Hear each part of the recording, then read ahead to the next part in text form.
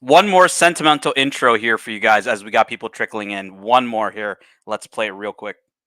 Do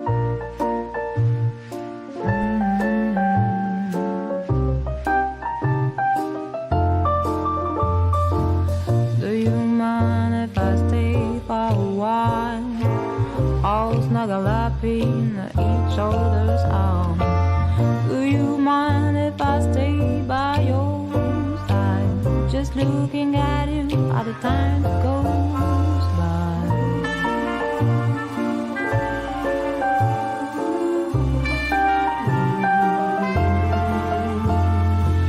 Do you mind if I stay by your side? Just looking at you at the time that goes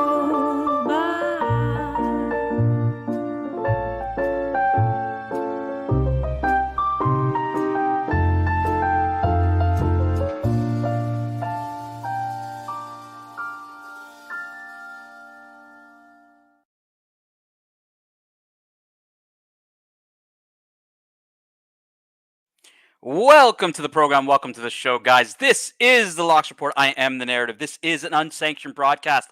All opinions in this segment before ArchieLuxury gets here are those of my own, the narrative. We're going to be talking watches. We're going to be talking anything but politics because every channel is talking politics. And you know what? I'm a Canadian. I'm not an American. Shout out to my American friends. But look, I want to talk some watches, guys. You know, for me, this is what interests me. This is what I like. Archie's going to be talking. I'm assuming Trump. Sponsored by Private Info from this morning. $200 dropped on Lux's show. So Archie will be handling that a little bit later. That's why I started us about an hour and 45 minutes early.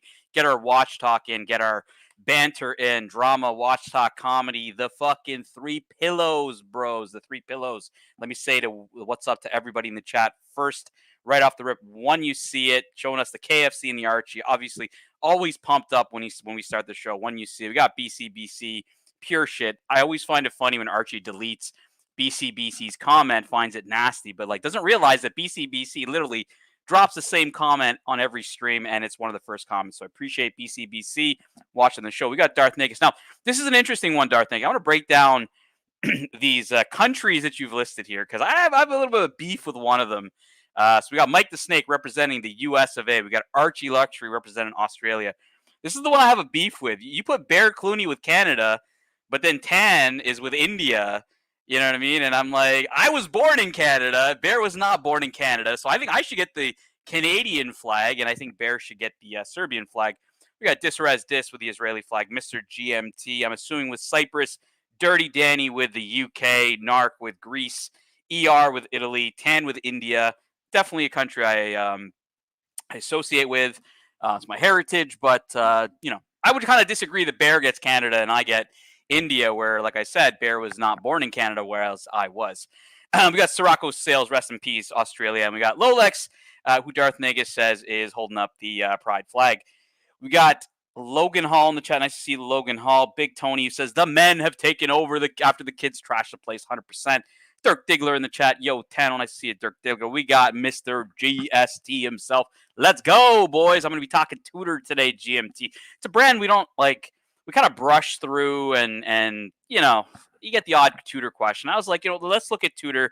Let's get my opinion on Tudor. Let's get your opinion on Tudors. Let's talk some fucking watches, guys. There's tons of politics going on. Everybody's watching, whether you're watching Fox News, CNN, Breitbart, anywhere. I don't know what the hell you're watching. Look, I was watching it last night as well. I'm just kind of, you know what? I'm just kind of burnt out from it. Don't really have a dog in the game. Not an American, but thought we would do some watch talk for everybody else that, you know what, is taking a break from politics. There's going to be a lot of political streams. So thought I'd do some watch talk. We got Rich Mitch, first super chat of the evening, 2 British pounds. Thank you, Rich Mitch, from the north of England. Watch talk. Yes, yes, yes. Politics. No, no, no. Yeah, man. Look, Rich, I met I met Paul Thorpe in London during the trip in the summer. And you know, I really, you know, he wanted to hang out, talk for a bit. So I met him at BQ. Actually, I met him at the event with Dee, but very briefly, shook his hand. And then at BQ Watches, you know, kind of took me aside, wanted to have a chat. You know, I started off the conversation with Paul just saying, look, man, I'm not a UK citizen. I have no dog in the game.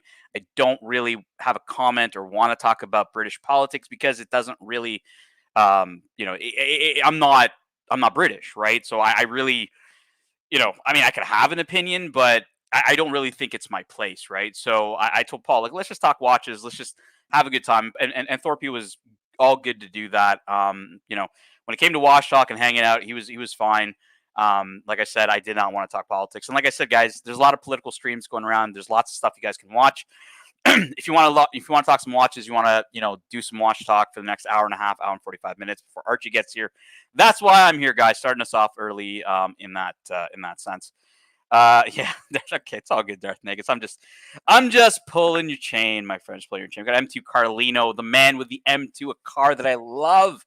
M2 Carlino says sick of politics. Yeah, man, I don't say I'm sick of politics. It's definitely interesting. It's been interesting over the last couple of days, but you know, I mean, these are watch channels, right? Like, and I understand this stuff is important, you know, and a lot of watch channels, you know, Tim's doing it, O'Sheen's doing it. There's a lot of people doing political talk.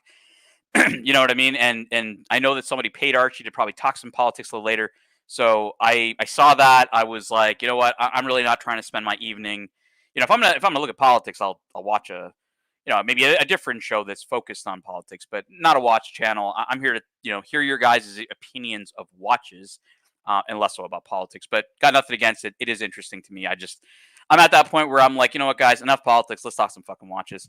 I love this blue tuna. Yeah, look, I started off here. Let's just get into the topic of Tudor, guys. So, bit of history. I'm going to be reading this off Wikipedia. I'm not, you know, this is not, you know, my own knowledge. I'm going to read you guys what's off Wikipedia about the brand, just to give us a bit of an intro, and then I'll come in with my experience and you know, my personal beliefs on the brand. So Tudor watches. Let's kind of start at the history of Tudor, right? Registered in 1926 by Hans Wilsdorf, founder of Rolex, the brand continues to remain a sister company to Rolex, and both companies are owned by the Hans Wilsdorf Foundation. Tudor was initially known for watches produced for the military and professional divers.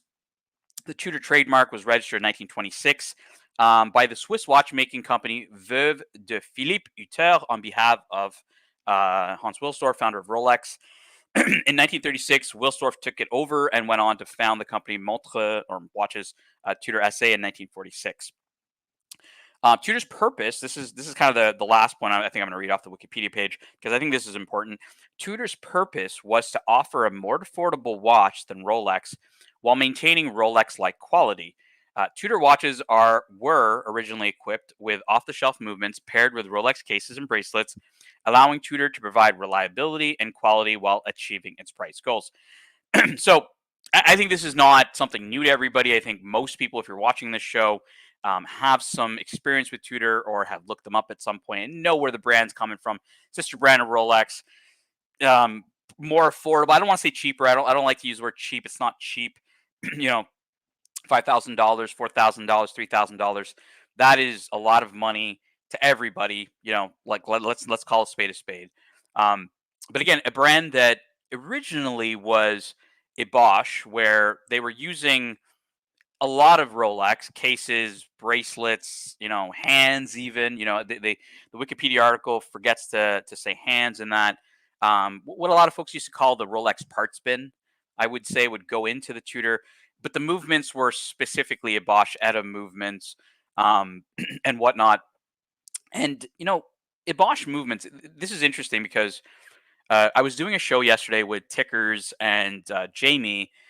We were looking for a British watch for Jamie, and the idea of like in-house movement and all this stuff came up. And it's funny how in-house is now considered better. And I think that's a big myth. Panerai, notorious for this, having in-house movements that are arguably worse, in my opinion, than the fucking ETA movements that they used to have, or the or the you know, basically the generic movements, the Unitas, whatever movements that they had. You know, Panerai itself was a brand that was a Bosch, you know, from the get-go. Originally, you know, they were making their own cases. They did the loom, they did the little sandwich, all that shit. But then they would get the movements from Rolex, and so it's not a. I don't know. It's just funny how, like, in today's day and age, you know, in-house means better. I don't believe that's the case in all situations. In many situations, it is. Many manufacturers are very good at making in-house movements, but there's a lot that aren't. And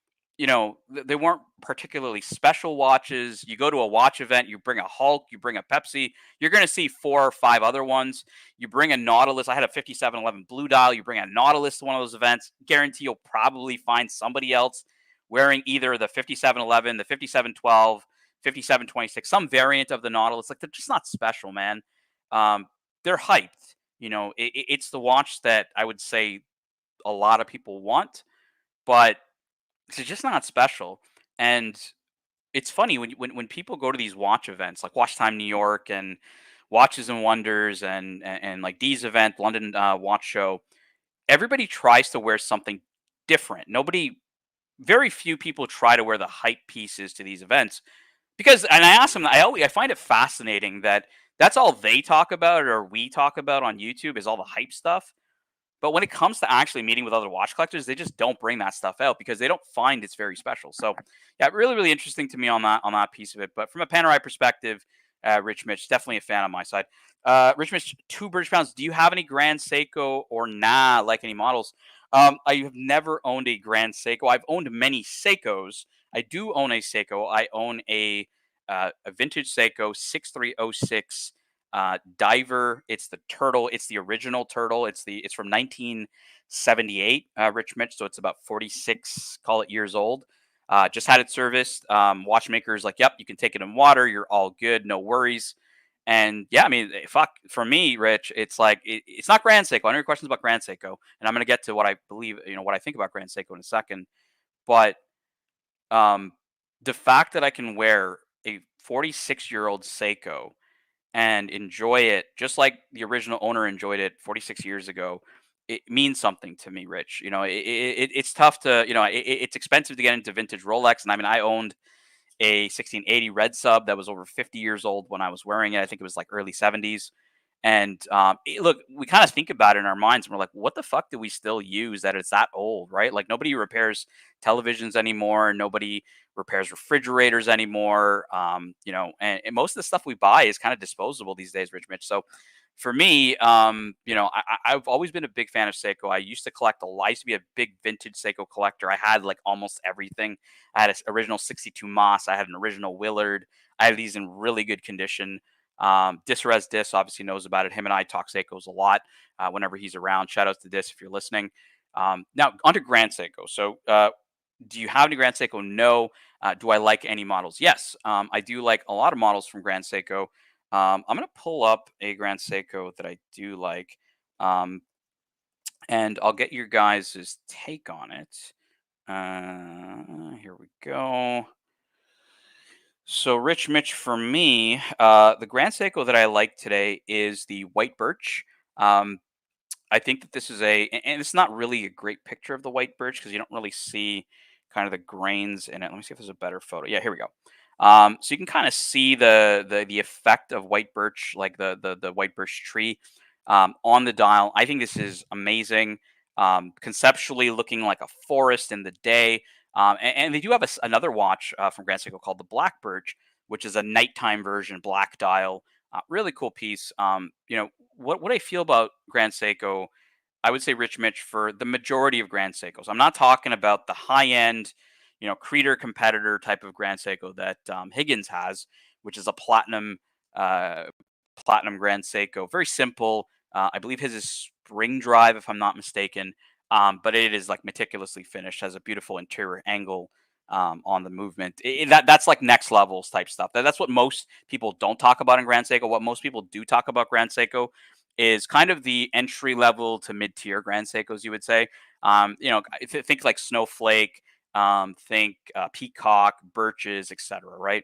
And for me, Rich Mitch, Grand Seiko at one point was great value, right? You were getting Rolex quality at, pretty good prices, Omega prices, maybe you could say at the time. Today, I feel that they've really increased their price to the point where they're not that value play. And I always analogize, and I always compare Grand Seiko to Elang and Zona. So Elang and Zona also were great value about 5, 6, 7 years ago. You were getting fucking Patek quality, if not better than Patek quality in certain cases at, I mean, Rolex prices, you could say at the time. Like, fuck, it was Grand Seiko and Lange were like the same. Both of them have gone through, Lange probably more price increases than Grand Seiko in the sense of like how much more they cost now. But I really don't think Grand Seiko is great value for money. I think they make great dials. I don't think they make great cases. I don't think they make great bracelets. I think Zaratsu polishing is overhyped.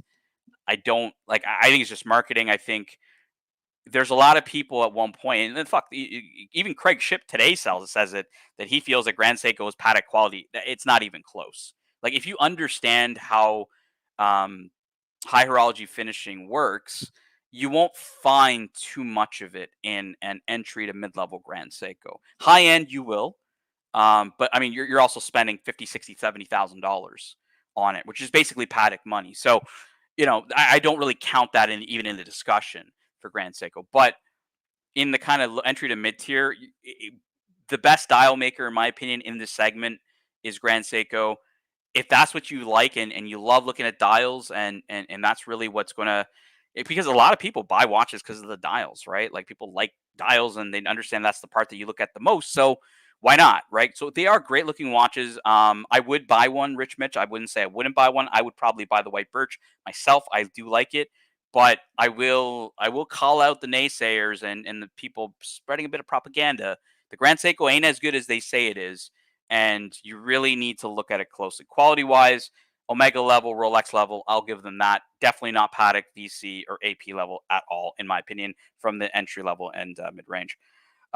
Big Tony, what's the best watch with either a timing bezel or chrono or both that's good for turning wrenches? Ooh, this is honestly, Big Tony, I wouldn't wear any of my fucking watches if I'm wrenching on the car or swinging pine hammers. Look, the reality is that these are all, and it's a great question, Big Tony, because these are all meant to be tool watches. And in getting when I kind of circle back into my Tudor topic, one of the biggest gripes that people have with Tudor, especially the Black Bay, is the thickness. And I'm like, yo, like, why the fuck is everybody seeking like an ultra thin watch?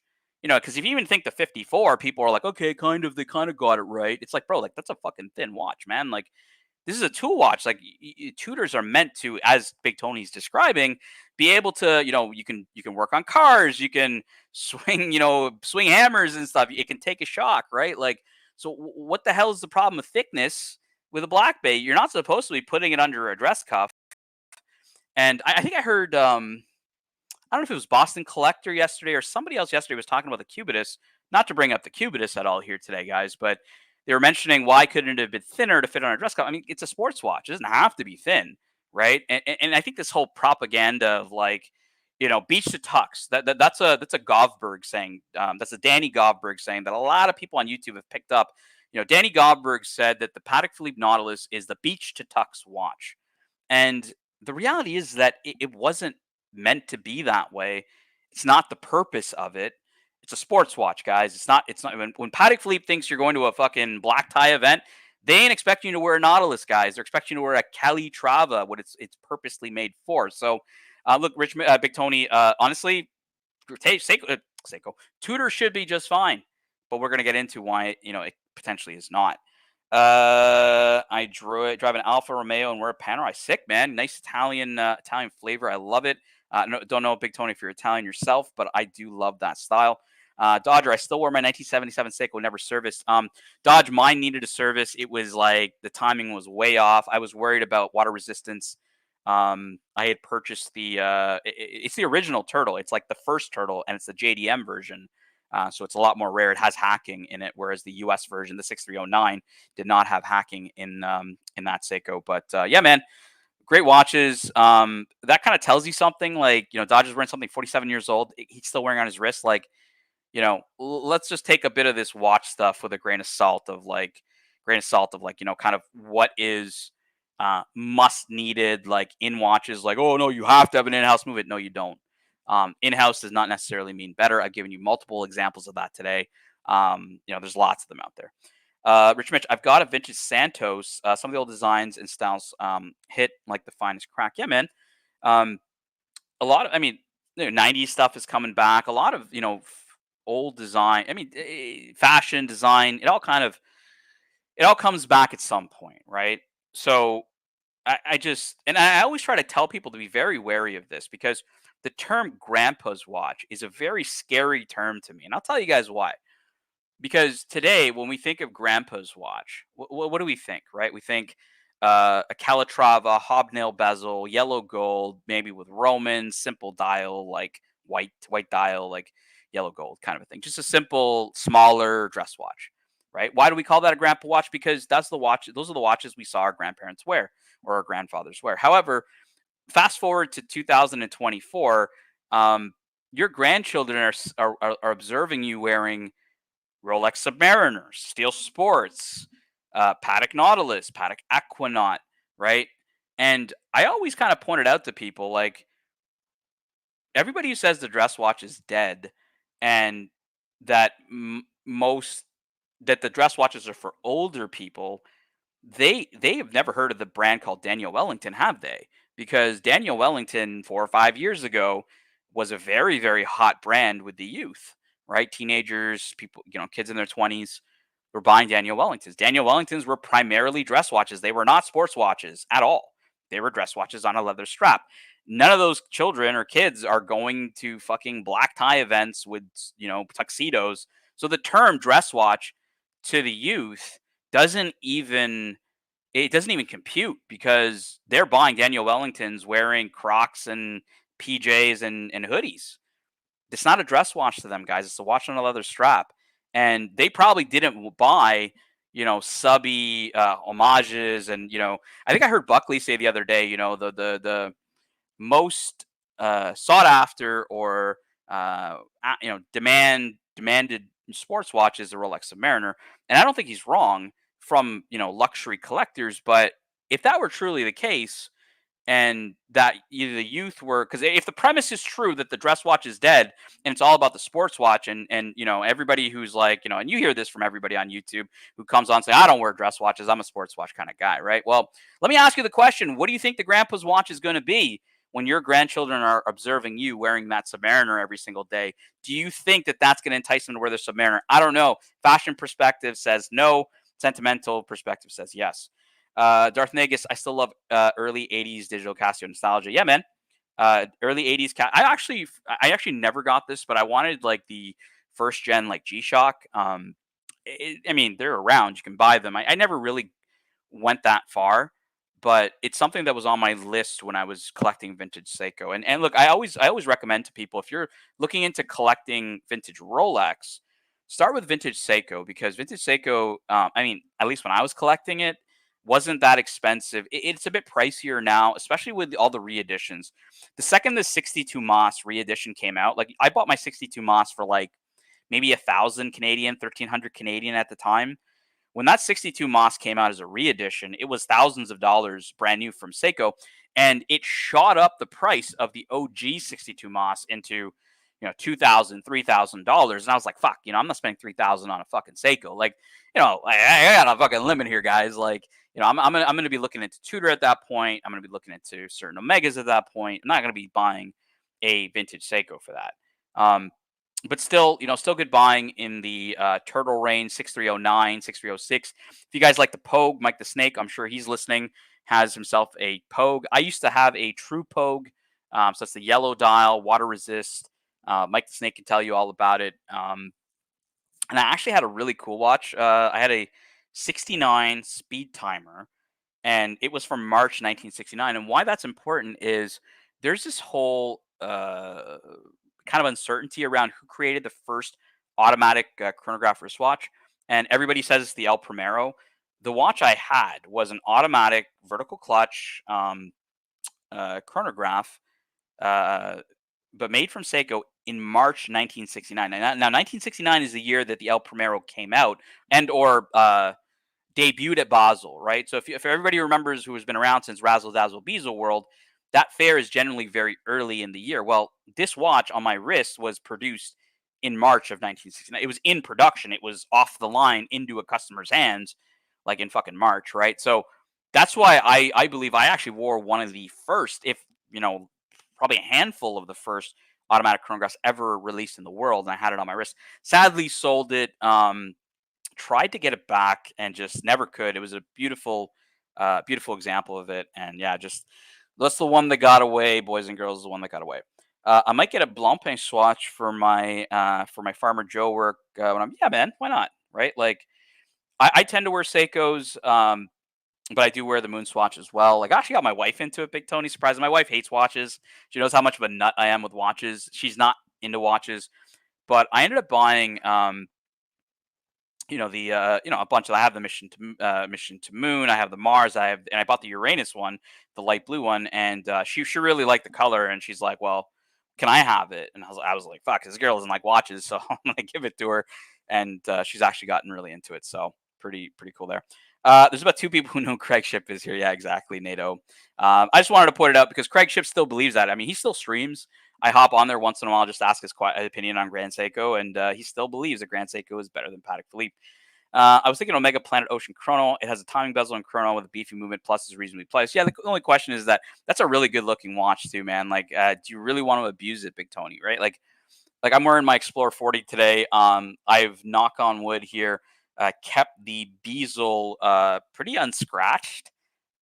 Not just the clasp is something else. The clasp has this wicked scratch right at the top from catching on my my door handle in my office. It has a couple other hairlines, but the bezel has remained pretty flawless. So I'm happy with that, Big Tony. But yeah, I would not want to abuse it and keep it pretty cool. Hans Knees and Toes. I travel on a bus wearing a 228. That is a day date.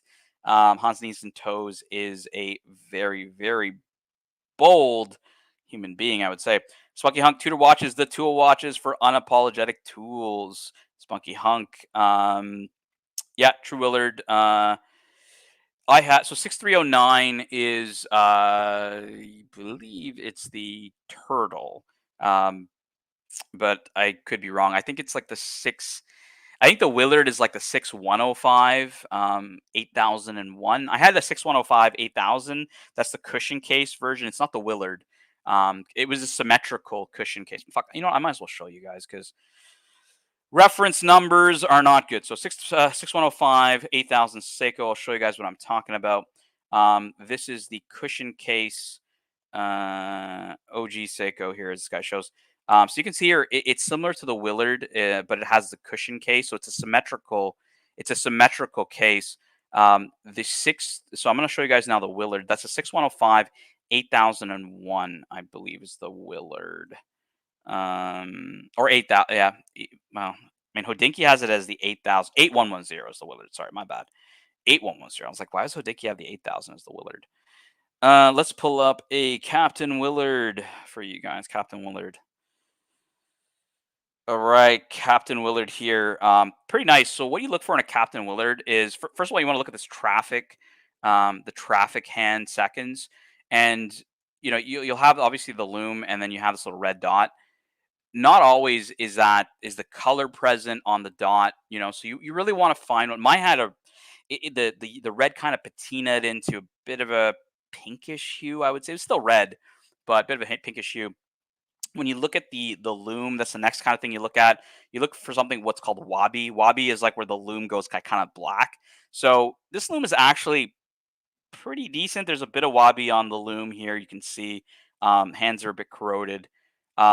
In the Seiko world, what's really different about the Seiko world, Hans Knees and Toes, compared to vintage Rolex, is Seiko collectors honestly don't really care if you relume the watch.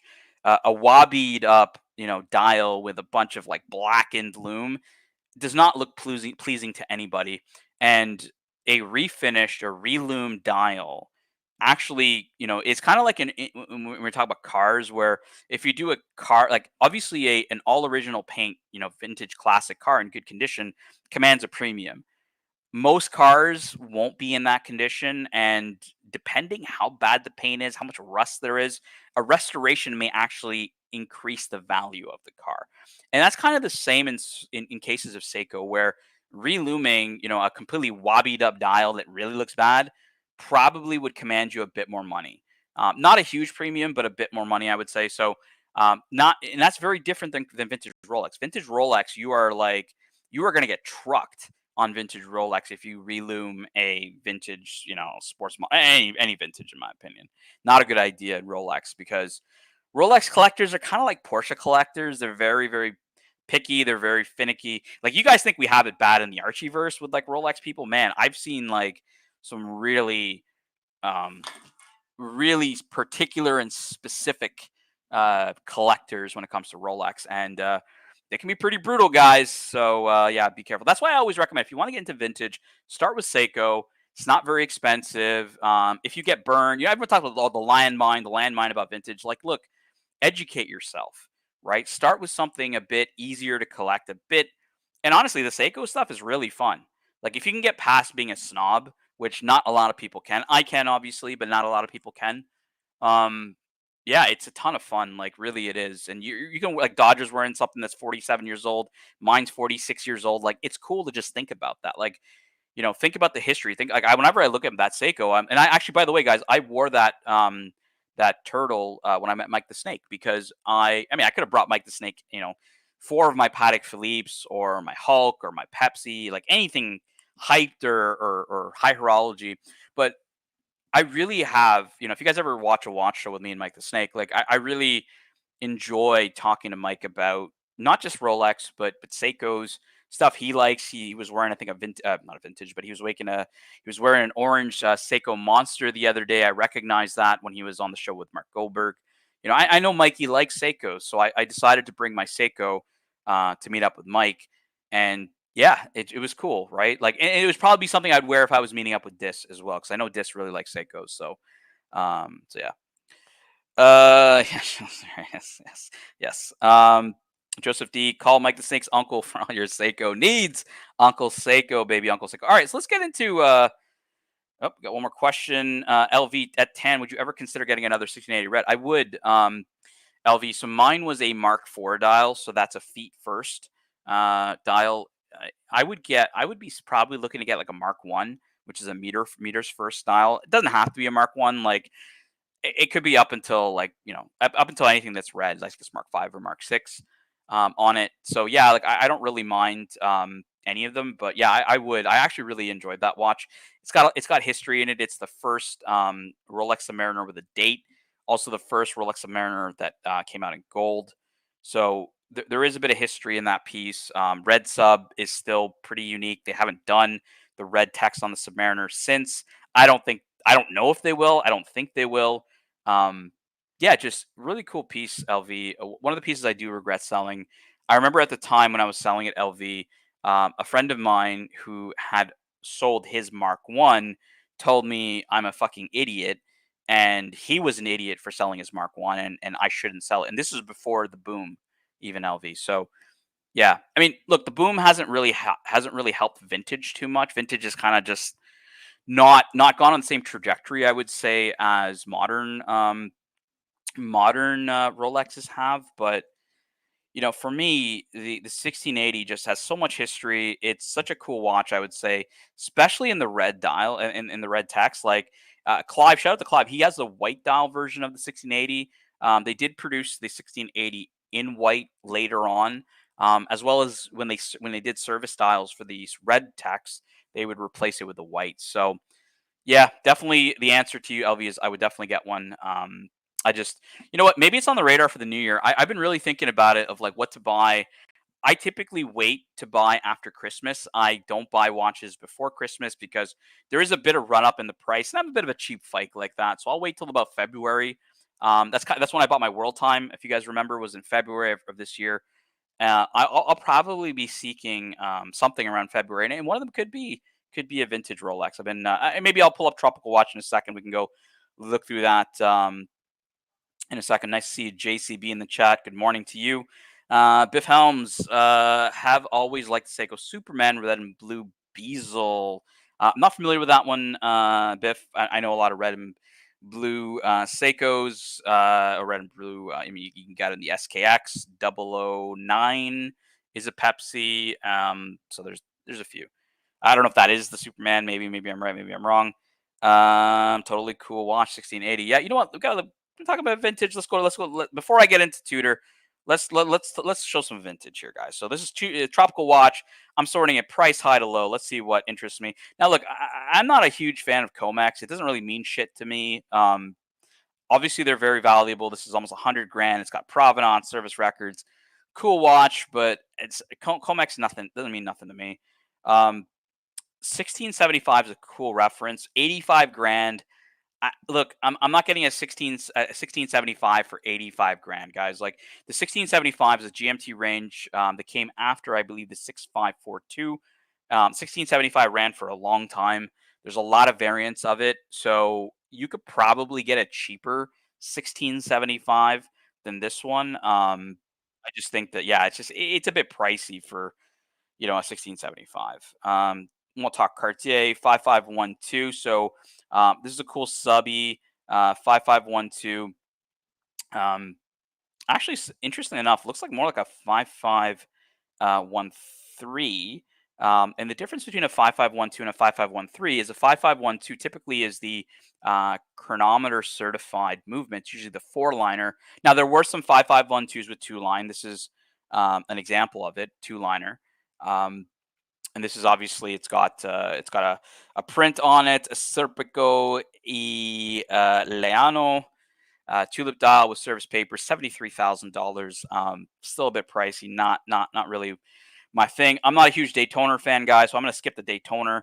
As you guys know, I'm not a huge chronograph guy. Daytoner, tons of Daytoners. Patek Philippe. Here we go. This is a cool piece. Double red sea dweller, guys. Now, this is interesting to me. $36,000. Like that's not cheap money. Like that's a lot of money. But these watches really were skyrocketing before like the boom and kind of like think of Hodinkee like 2017, 2018 time frame. Like, everybody was kind of trying to be that hipster vibe, getting those vintage watches. Theo and Harris had just, really started taking off and whatnot. And everybody was getting to vintage, right? So at the time, like the 1680 double red sea, sorry, 1680, the double red sea dweller was really going up in price. Now at mid 30s, and even some, maybe if you even get in the high 20s, is a pretty good buy in my opinion. This is a beautiful example of it. Patina looks really nice. Let's look at the description. Let's see what Jasek says here. Recently polished case, excellent, sharp, prominent bevel. So that means the polishing was decent. Bezel insert is faded to a medium gray hue with some light wear. Great. Mark III black dial is showing excellent, but only light wear for its age. The lume is aged to a warm, creamy hue, and the hands have been, okay, here we go, relumed. That's the problem. And color match to the dial. Now, the good and the bad here is the good is that this dealer actually discloses that it's been relumed, because yeah, that's why I said it looks like a great example. It looks like the first thing you want to look at is, do the hands match the lume plots, and they looked pretty good. However, it's because they were painted to look good. So not really for me. I would be looking for something more original, but yeah, let's keep on looking. So this is a 1680, as I was describing earlier, nipple dial. For my boy Surdy Danny, who likes them nipple dials. Cool piece. First gold sub ever made. Obviously with the date. The 1680 reference really marked the transition from Rolex viewing the Submariner as a tool watch to Rolex viewing the Submariner as a true luxury piece by adding a date to it, right? Because think about it, right? Like these watches were used by divers, professional divers, at the time. Prior to that, obviously gained popularity with the public, and the second you slap a date on it, like, bro, when you're 200 feet below, or even 100 feet below, you don't need to know the fucking date, man. You really don't. So the fact that they slap on a date means it's transitioning into luxury, and they obviously release it in yellow gold, which is the first iteration, 1680.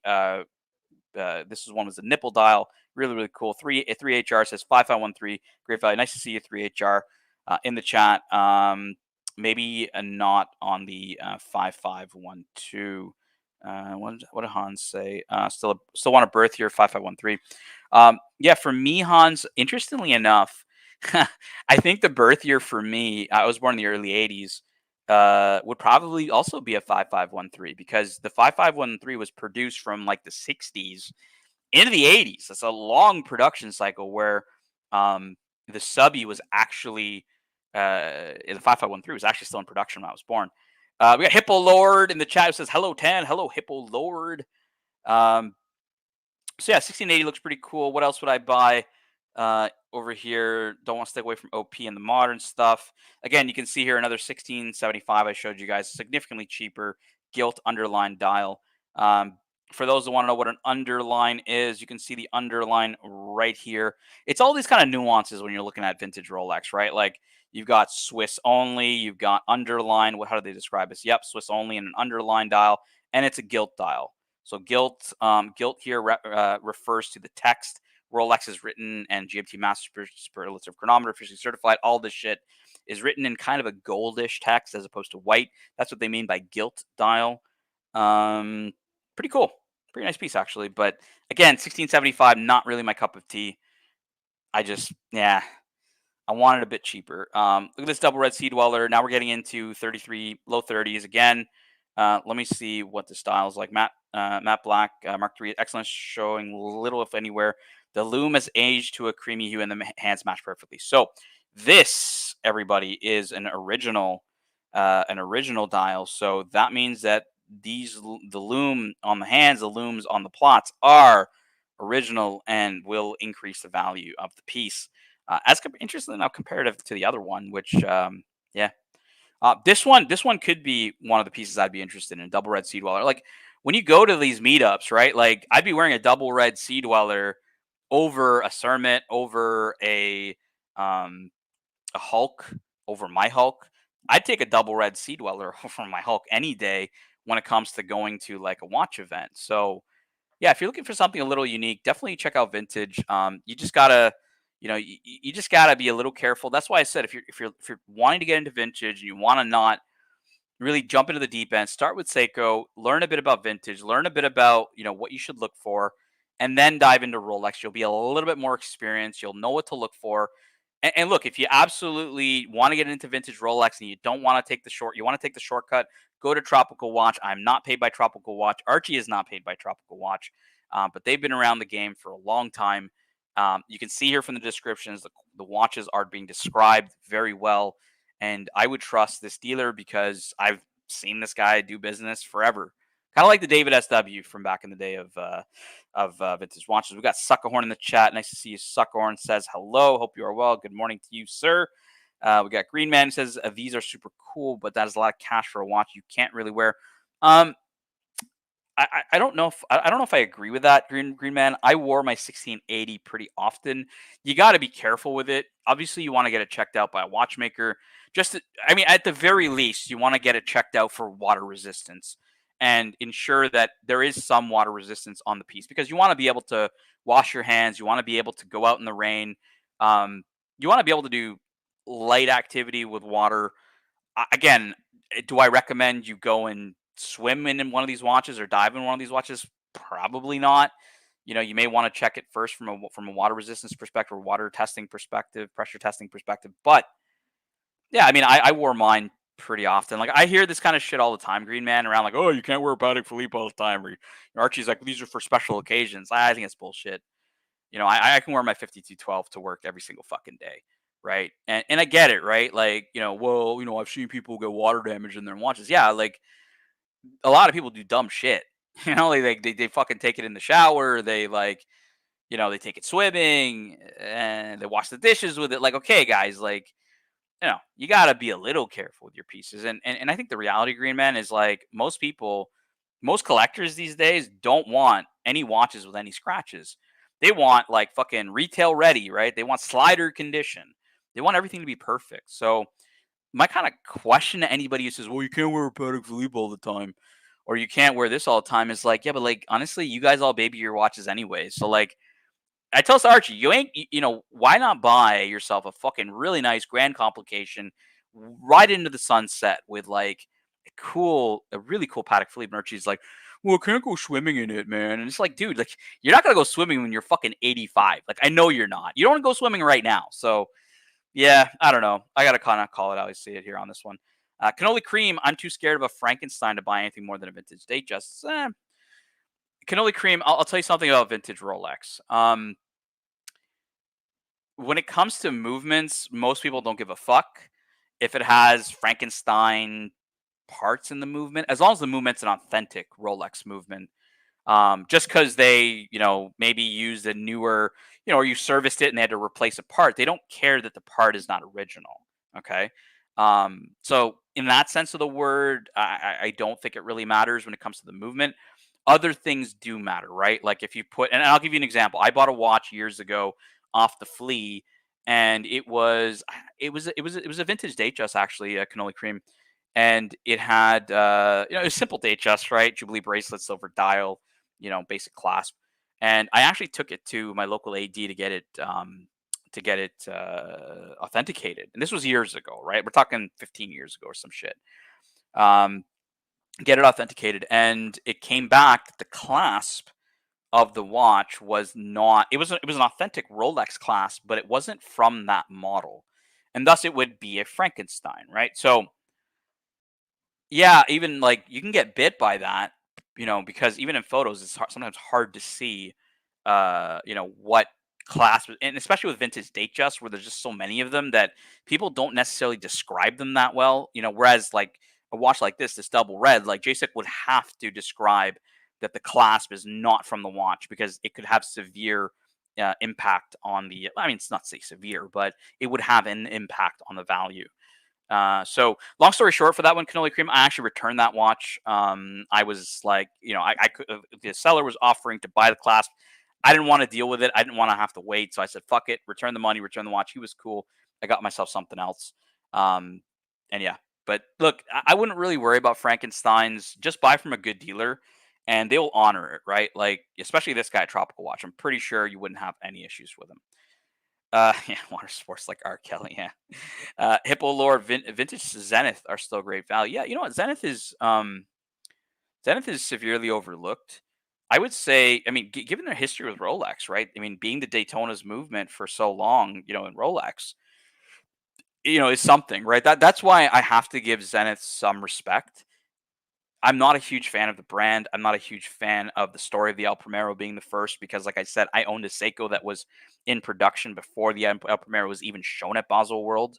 So yeah, but I would agree that in the vintage sphere, you could probably get some decent buys on Zenith. And look, I mean Zenith Daytonas are pretty cool, man. Like if you have a Zenith Daytona, I wouldn't flick it. I would keep that because I think that's it's a pretty awesome piece. Mike the Snake has a Frankenstein 930. Yes. I always wanted a Zenith Daytona. I think Patrick Philippe 80 Never Calling had one. Maybe Zoso had one. Trying to think, man. There are people in the community that do have Zenith Daytona, but yeah, maybe let's get back to Tuna here, guys. Tudor. I interestingly enough, I say this comment a lot. It's kind of the motto I live by when it comes to Tudor. And I say, look, I've never met a Tudor I didn't flick. And what it means to me is I like the brand. I constantly buy their watches. I always, it's funny enough, I always try to get one, but I don't hold on to it very long. And I'm gonna kind of dissect why. I'm gonna kind of dissect why other collectors do that as well. I'll break that down for you guys. Obviously, more questions in the chat, guys. No need a super chat here. I'm happy to answer questions for free.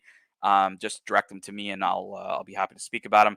Would you ever consider a 1016? I have I'm wearing a Explorer 40 right now.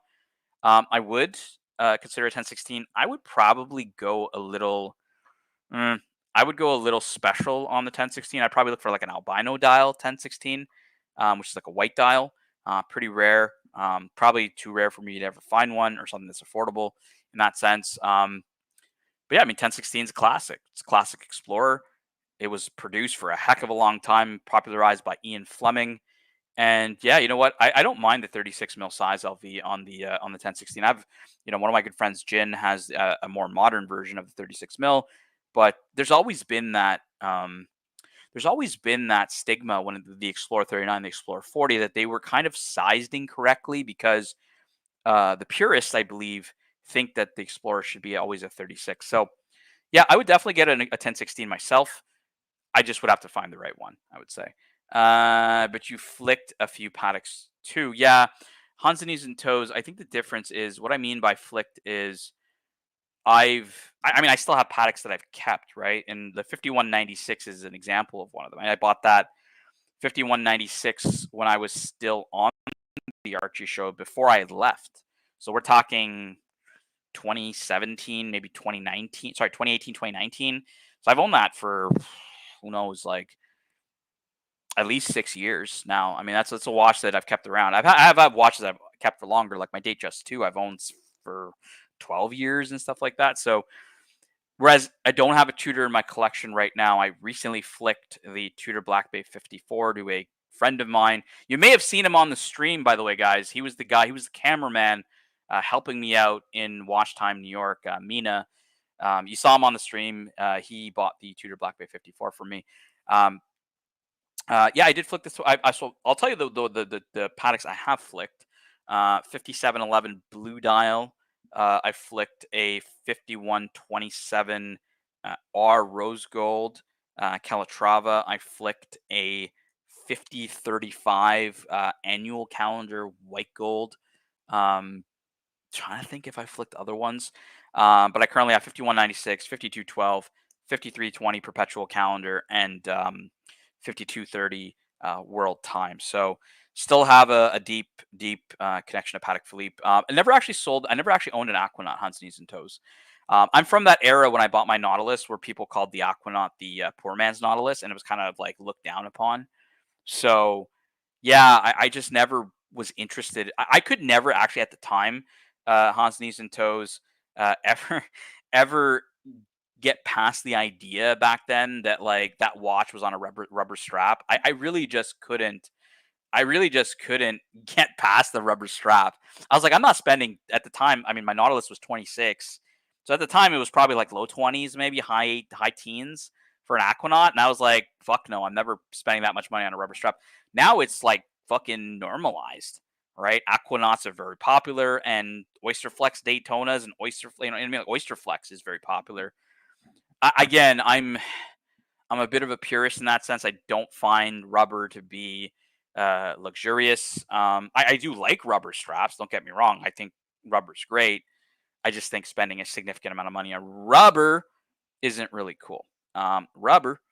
I would be worried about breaking a 30K vintage watch. I can't just have nice things. Yeah, look, if you're rough with your pieces, Green Man, then yeah, I wouldn't recommend it. I would just say stick to something that's modern. And if you want a bit of that vintage feel, go pre-ceramic, neo vintage. You know, pre-ceramic's very unloved right now. Somebody asked Archie that question yesterday. Why do you hate pre-ceramic? And because it's true, Archie.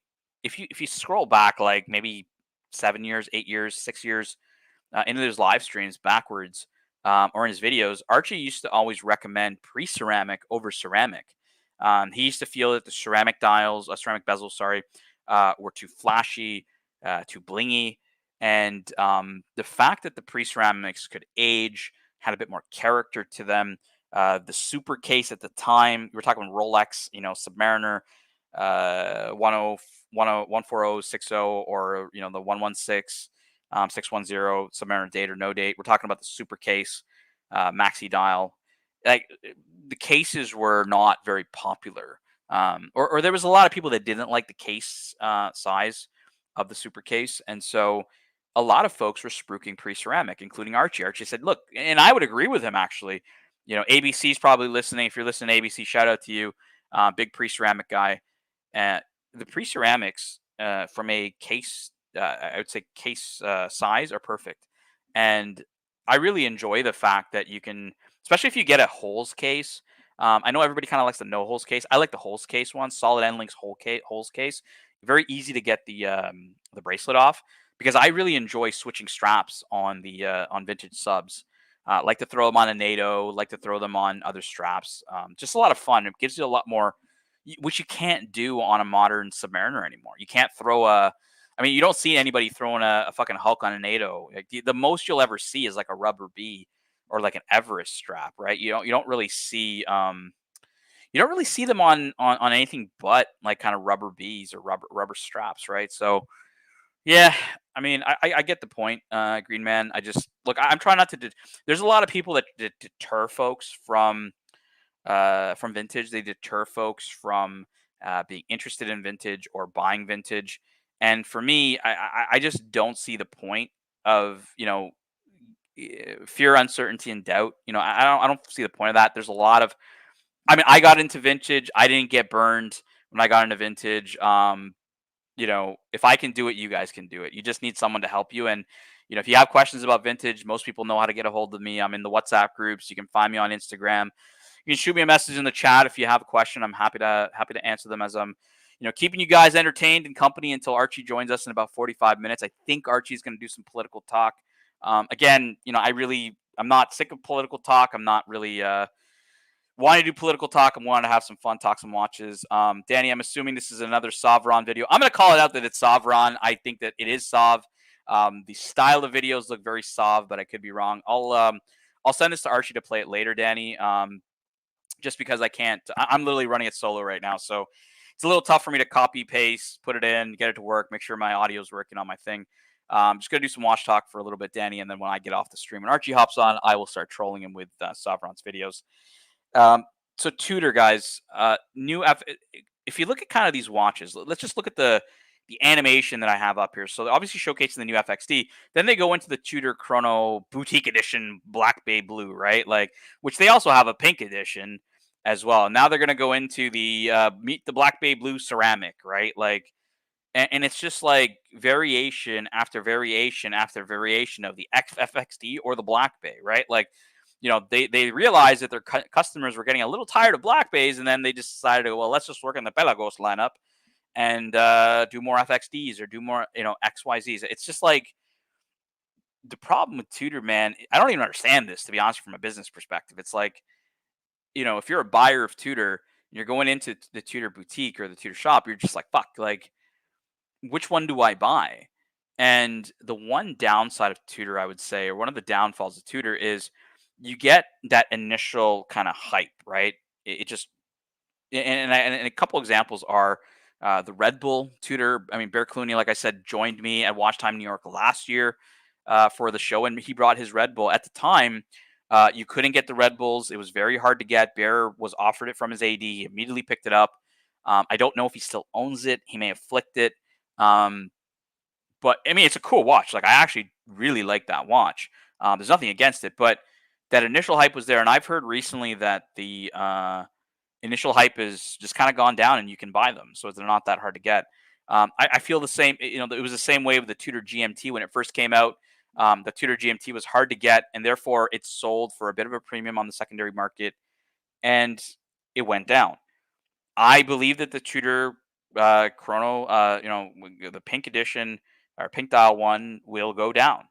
And everyone's like, oh, 10, it's a boutique edition, so it won't go down. Bullshit. Like, you think like Tudor's not going to mass produce that watch? Of course they will, man. Like, don't play the games, guys. Don't be fooled by Tudor. There ain't a Tudor, in my opinion, that's going to be a hype. It's not going to join the hype baby train. You're not going to see fucking plastic wearing a Tudor anytime soon. Is all I'm saying. So I think they have done a good job on this GMT. Yeah, you know what? Like I'll click into the FXD GMT here for you, Danny. For me, I'd agree from an aesthetic perspective. I think it's a pretty cool piece. Obviously, Tudor is highlighting its connection to the Marine Nationale in France, and yeah, I mean, not a bad looking piece by any means, Danny. Pretty nice. Look, I'm kind of. Are you guys kind of done with snowflake hands? I'm kind of done with snowflake hands, to be honest with you. Like, I just, you know what? Snowflake hands were a novelty and cool when the Black Bay first came out. You had the Etta smiley dial and stuff like that. The snowflake hands were a novelty because you could only kind of get them in a Tudor, right? And you still kind of only can get them in a Tudor, but when you have a sea of Tudors that's just all fucking snowflake hands, like, for me, I think the snowflake. Archie, are you sick of snowflake hands? I'm kind of sick of snowflake hands. Like, you tell me. Hands.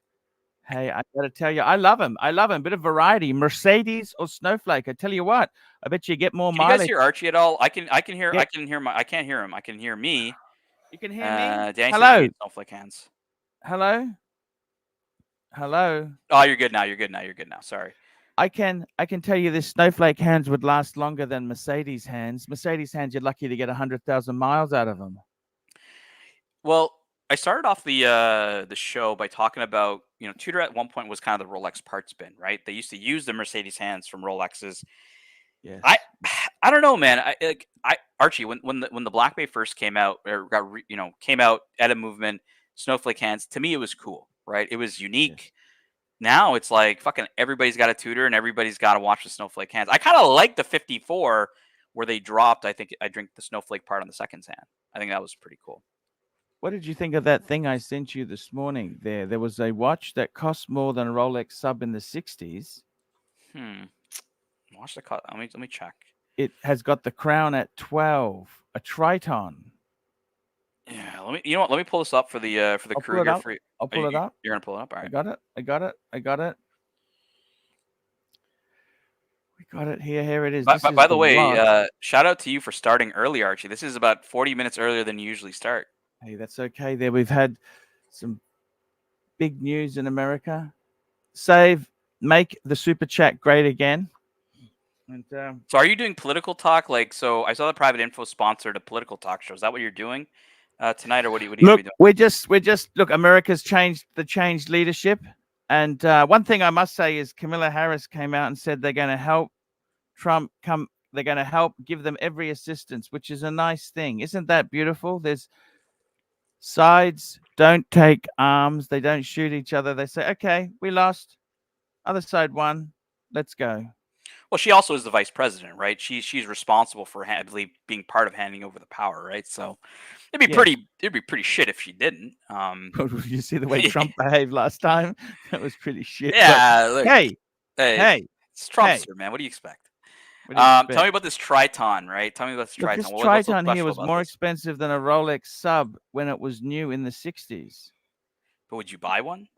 And well, it was more expensive than a Rolex. Do you understand? This was an amazing piece of kit. Look at this. It's called a Triton Spiro Technique. Now, the thing about this watch is that it is just so. It was more expensive. Look at this. It was more expensive than a Rolex. Here we go. Comparing the two. The Triton was 682 and 50 Swiss francs, whereas the Rolex was 670. And the Tudor, here's something interesting. Mm-hmm. The Tudor was only 550. It was only a smidgen cheaper. It wasn't much cheaper, was it? Look at that. Look at that. You like how they market it as Rolex Tudor there? Oh, that's pretty interesting. I know Rolex and Tudor, just the different. You see the price point. See, Rolex is 670 and Tudor is how much? What's the price difference? Can you just is it 5 something? So it's 550 and 670. Now that is interesting. Isn't that interesting if it's Rolex versus Tudor? Because think about it today, right? Like a sub is like what in Aussie, 11,000, 12,000. What's a date sub? Without tax. 13,000, something 13,000, like that. right? Yes. Yeah. Over. What's a Black Bay? Rolexes are not cheap. They're not for. What's a Black Bay? They're not for Black Bay. Black Bay you can get for about 5,000, isn't it? Right. So you're talking about like double the price, whereas back in the 60s, it wasn't double the price between the two. They were like a little bit cheaper, but not that much cheaper than the Rolex, right? Because your Rolex is showing at 670 there, and your Tudor is showing at like 5. I think it's 550. I don't know if that's 550, 570, whatever, right? It's only $100 difference, in the 60s. Whereas today, you're looking at double the price for Rolex. So it's 14,650 for a sub no date in Australia at the moment. 14,000. Shit. 700. So that's just under 15,000. What do you think of that? Is that expensive? Do you think that's expensive? Can I tell you, I bought in 2016, I bought a 15300 for 14,000 Canadian. Royal Oak. Yes. Like that's how like what 2016. I think something like that. Yeah. 2015, 2016. The economies, I don't know what to say. What's happened? Look, the stock market's up. Trump got announced. The stock market went up. A lot of us are happy because the stock market went up. I would say that's what's happening right now. But look, Archie, I wanted to do. I started the show about an hour ago. I said, look, there's a lot of political streams going around, and I know the Private Info paid for it, so I'm happy for you to do that segment for him. But I think a lot of our fans have been a little fatigued from the, not only the Yes. politics over the last 24 hours, but to be honest with you, all my WhatsApp groups with like Ron the Shrink and Doc BBW and them, it's just literally like, Trump all day talk. And I was just like, I just throw in a Justin Trudeau comment just to piss them off every once in a while. But Yes. yeah, I just want to talk, REG, right? I just want to talk some fucking watches today. So. Yep. No, I completely get it. I completely get it. You're 100% right. Well, you want to talk some watches with me, Archie? It's been a while since you and I did some watch talk together. So tell me this. What do you think? Firstly, because it's just me and you on, what do you think of that Breguet? Should I do the deal? Don't do the deal? What do I do? Okay, so I don't really have a problem with the deal, only for one reason. Because I know who you're selling it to, and I know that they will allow you to buy your Explorer 2 back. And I would recommend you buy that Explorer 2 back because that was part of your original collection. It's the only piece that didn't get burgled, right? So there is a bit of sentiment. And look, you may not be that sentimental to it because you're like, fuck, no box, no papers. It's not really worth a lot. I got a box for it. I got a dealer gave me a Rolex box for it. Okay, so you're just missing papers, right? Which again, you get it serviced or whatever. It's like it's not the end of the world. So look, I would say do the deal only because I know that they're going to allow you to buy the watch back. So if you weren't allowed to buy the watch back, I wouldn't do the deal. Even though, like you said, fuck, I could buy an Explorer 2 anytime. They're not hard to find, right? But by the fact that you can buy it back, I would say do the deal. Yep.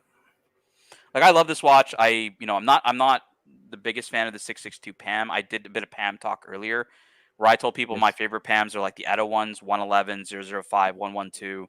You know the ones I like. So yes. But look, I mean, Radiomir, it's a chocolate dial, right? Yeah. Do you have a photo of it? Do you mind pulling up the PAM? We have all seen the Bregs today. Show me the PAM, please. Sure. I'll get the Bregster. Sorry, the PAM. I'm getting the PAM. Yeah, by the way, you have a lot of European viewers that have been not wanting to talk politics because it doesn't really, just like me, right? I'm a Canadian. It doesn't really apply to me in that sense. No, I agree. Yeah. I don't particularly. Well, you don't particularly know that only 35% of your audience is from the United States, 20% of your audience is from the United Kingdom, and 10% of the audience is from Australia. So you have just as many viewers in Australia and the United Kingdom as you have from the United States watching your show. Now, I like a good two-hander. You know what I mean? A two-hander is always the way to go. Show me a two-hander. Look at this. PAM Radiomir. What do you think of that? Yeah, look, I like the Radiomirs. They're a bit dressier, Arch. Definitely. You don't have that big bulbous crown situation happening. No, these lugs are a bit different, right? Because don't the Radiomirs usually have kind of like wired lugs, the little wire lugs on the Radiomir case? Maybe it's a different Radiomir case in this one. Yes. Is this a sandwich dial or a sausage dial? I think it looks like a sausage dial. Yeah, it's a 662. And Houdinki did a great article on this here saying, because this was released. Like, do you not know the answer to that question, or is it? I got no idea. I don't know. I'm going blind. I'm just going. I go buy. So I liked it because does it matter? Does it matter to you? Like, not really. Sausage or a sandwich. Well, you like the sandwich because you got the stencil effect, right? You got that disc of loom and then a stencil on top. Yeah. Whereas sausage is painted on, right? Yeah, correct. I don't mind either way. But Pam, 3 hours says regretted selling my Pam 065. Yes. Yeah, Rich Mitch was asking about PAMs earlier, I believe. And a couple other folks were talking about PAMs. So yeah, we talked about a lot. We've talked Tudor, we've talked PAM, we've talked Grand Seiko.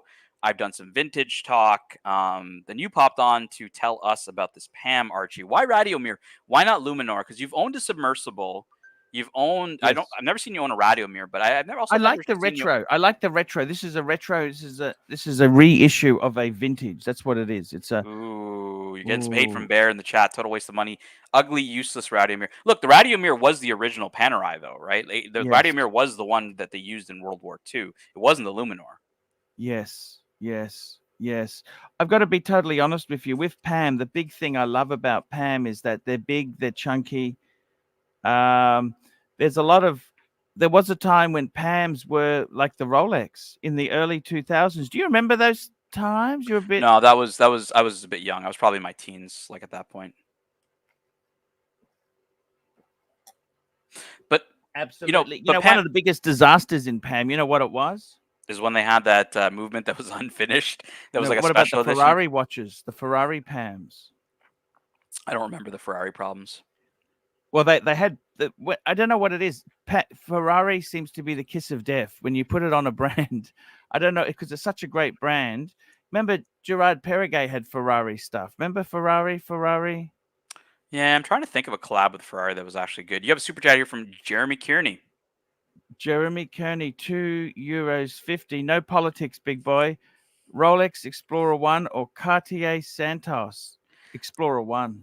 I own both of these watches, and I'm also going to go with the Explorer 1. I love the Santos, Jeremy.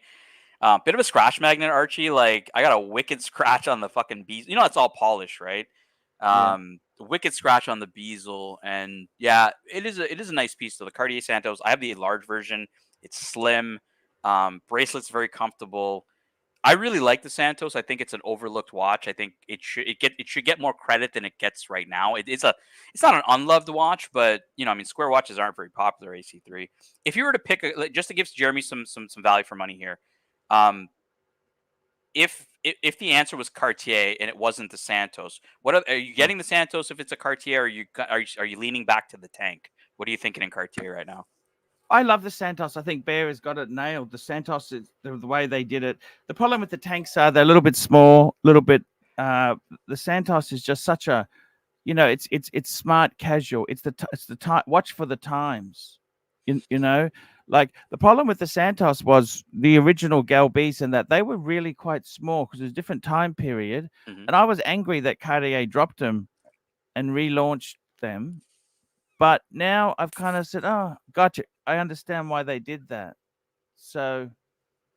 Yeah, but you fell out of love with the brand for a while. I mean, Bear and I were a little upset because I think that both of us really found our love for Cartier from your show or from your channel, at least from the past. So what made you fall out of love with them? Because you love the Panther, you love all these weird models. I right? had a tank that had it was a quartz tank, which still was a very expensive a Louis Cartier quartz tank, not a solo, and it would fog up. And when a watchmaker opened it up, it just had a movement with a fucking plastic surround in it. I thought, oh my God, that's it? Yeah, but your 5196 had that too, right? No, it didn't have a plastic surround. Well, it had some form of a surround, which showed a very, very small movement. But yeah, I mean, okay, I get that. But you knew that, Archie. Come on, you love the Panther, which is like a fucking shitter. It's I a love woman's the one. It's not a woman's Cougar, yeah. Panther. Uncle's Remember the women's Cougar? watches. Cougar was a circular Panther. Yeah. Did you know that? The Cougar. What's Bear saying? He will fall in love with Cartier when Dave has one to unload. Honestly, Bear, I would, I may even think if Archie comes to Canada or New York next year, I may even like unload my Santos to Archie on a steal just to get him into the brand. Just offer it to him for like fucking $1,500. Just say, here, take it, $1,500. Take the Santos, but you have to spruik the Santos. You have to spruik Cartier for at least 6 months, on your channel, and then we'll see, right? Because what will be funny, Archie, is if you actually did that, and I started to notice this myself after having come back on YouTube, was been like certain watches I'll talk about, you'll start to hear other people talking about it, like. Yeah. When I was buying the weekly calendar, right? Then like Keslowitz got hyped about it, and other people were getting hyped about it.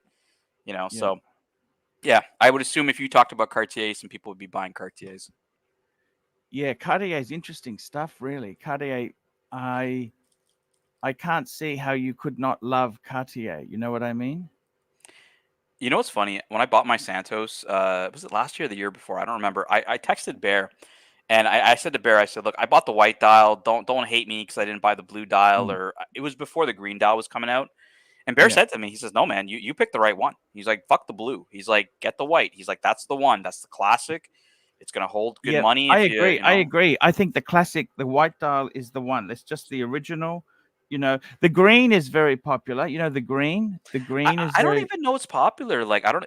Bear, let us know if the green is that popular. Like. I know Goldberg has one. I know Bear obviously likes green, but I think the white still is still a heavy hitter, compared to the blue and the green. I don't know. Yeah, Bear says Yeah, the green is a dog. He says no, it's not a lot of people are loving it right now. I think it's just like this. It's like the blue, right? Like Bear told me himself. He said, look, Tan, that blue is gonna look good in the dealer. He's like, the second you go outside, that blue is not gonna look good. He's like, don't buy the blue. Maybe yeah, that's the way with the green. I don't know. yeah, yeah. The funny thing is, it's funny how that is. When I had some day dates and I was wanting to sell it, everybody wants a fucking champagne dial, I think you should read this comment for Jeremy for free because I think this Archie, is the true. taste maker. I think that's true. I think that's true. Like, you know, I think in your current okay, look, there's certain levels to this shit, Archie, right? Like you're good enough that you could spruik a Cartier and a lot of people will buy it. I don't know if you're good enough to spruik a fucking Pam 662 and people will buy it. I don't think you're Tim Mossel level, where Tim Mossel could No. probably get at least some of these guys to buy this watch. I think Archie, you may struggle there, but I think with Cartier you'd be just fine. I tell you what, he's a really cool guy, Tim Mosso. How was it? Like, what did you guys talk about? Give me kind of the inside scoop. Look, Like, give me the this play is by the play. first time I've ever met him, right? Yeah. And he's always been so polite and nice to me. I really don't want to No, don't push share anything private, the right? Just friendship. just know like what I- whatever you think is like, was relevant. Like you showed him a watch. He told you, like, what did he think of like the Breguet? Like, tell us about that. Oh, he loved that. He loved the Breguet. I only had a short time with him, but the thing about him was he is such a he's such a nice guy. I didn't want to record. Like I could have easily had my phone on camera and just started recording. Yep. I thought the best thing I could do is just leave it and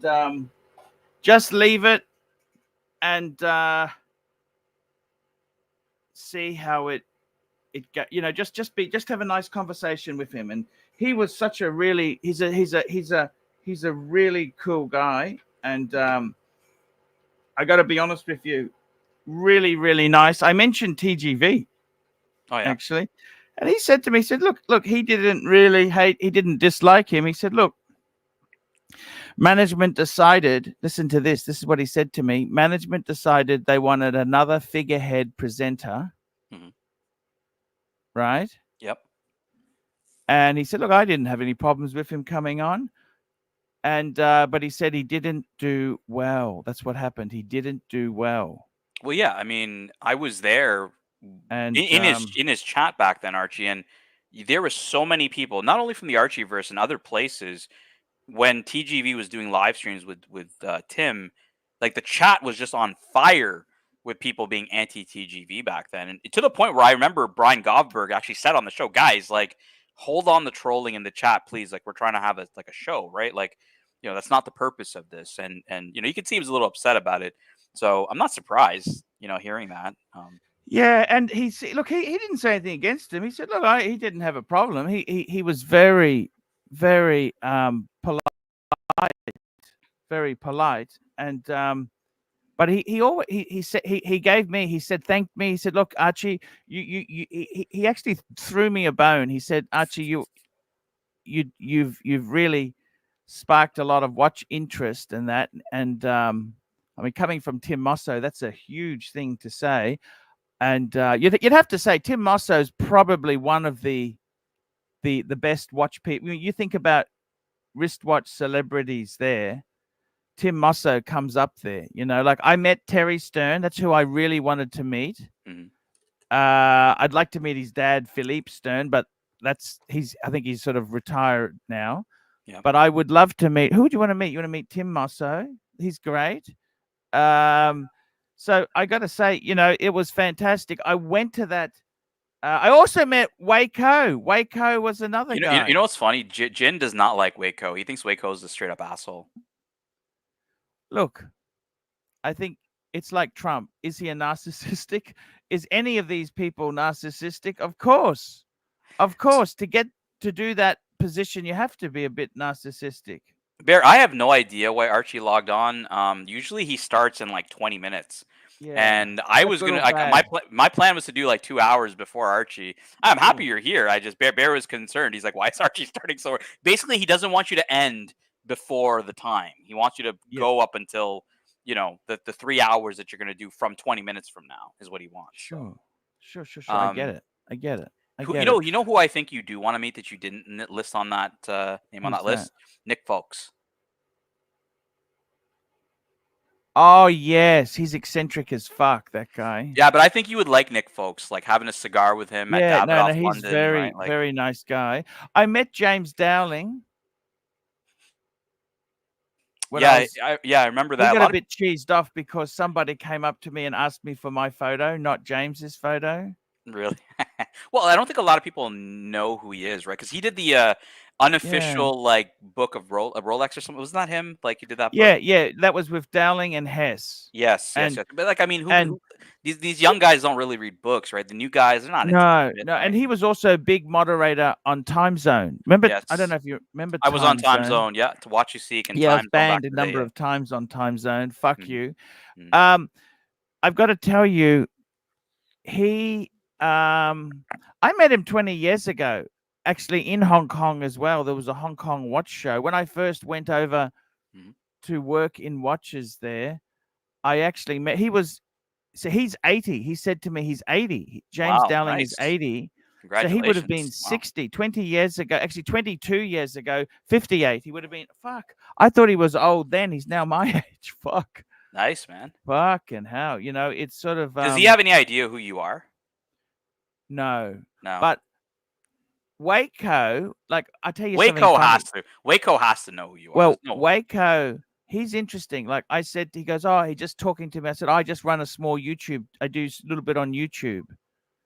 I didn't want to say, "Do you know who I am?" because that's Mm. uncool. Because as soon as a celebrity says, "Do you know who I am?" I say, "No, never heard of you. What do you do? Tell me. Were you in a commercial?" Yeah. But Waco actually knew who I was. But if I would have said, "Hey, do you know who I am?" he would have said no. Yeah. But because you got to be so cool, you got to remember you can't go in there like you always got to assume they don't know what you do. Okay? Celebrity status one. Now look, Archie, I'll tell you something. Um, Yes, I'll say this to anybody who uses you to spring up a channel, right? Because for a lot of sure. people ask me to do that. They said, "Hey, Tan, you should do your own thing." Like, we like you. We don't really like Archie. We like you, right? Um, so I said, to anybody, I say to everybody, I said, "Look, I'm not a celebrity. I will never be a celebrity. Bear is not a celebrity. Bear will never. Bear had a channel, Archie. He was not as successful as you were. Bear was not a celebrity. But I think Bear No, put a lot of into production. I he was one did. He take did. He Archie, did. But I challenged everybody. I said, Mm. put anybody who sprung off of this channel into Watch Time New York. Put him at a booth like you guys were at, you and Bear were, and put Archie Yeah. Luxury in that same room and see out of 100 people who would know Archie versus you, right? And the answer, again, you can name Tim Wright, you can name a lot of people, right? The reality is that people can spring off of this channel and stuff like that. What they don't know about you when they count you down and out is you are actually a celebrity. Like, industry people know you, whether for right or wrong. And just you're very well known. People know. Like, I have real life friends. I have family members that know who you are that have never seen me watch the show or found out later Wow. that I watched the show. Yeah, yeah. I have people at work that will see me watching it on my lunch hour or whatever, and they'll be like, "Oh shit, you know this guy?" Like, and I'm like, "Yeah." They're like, "Oh, I saw a Louis Vuitton video from like 20 years ago or some shit." 20 So, years ago. yeah, the point is that like you are the YouTube celebrity in my opinion, and I agree. Tim also, like you said, is a YouTube celebrity. I would say he's in the same boat, but there ain't that many that are like that, right? So yeah.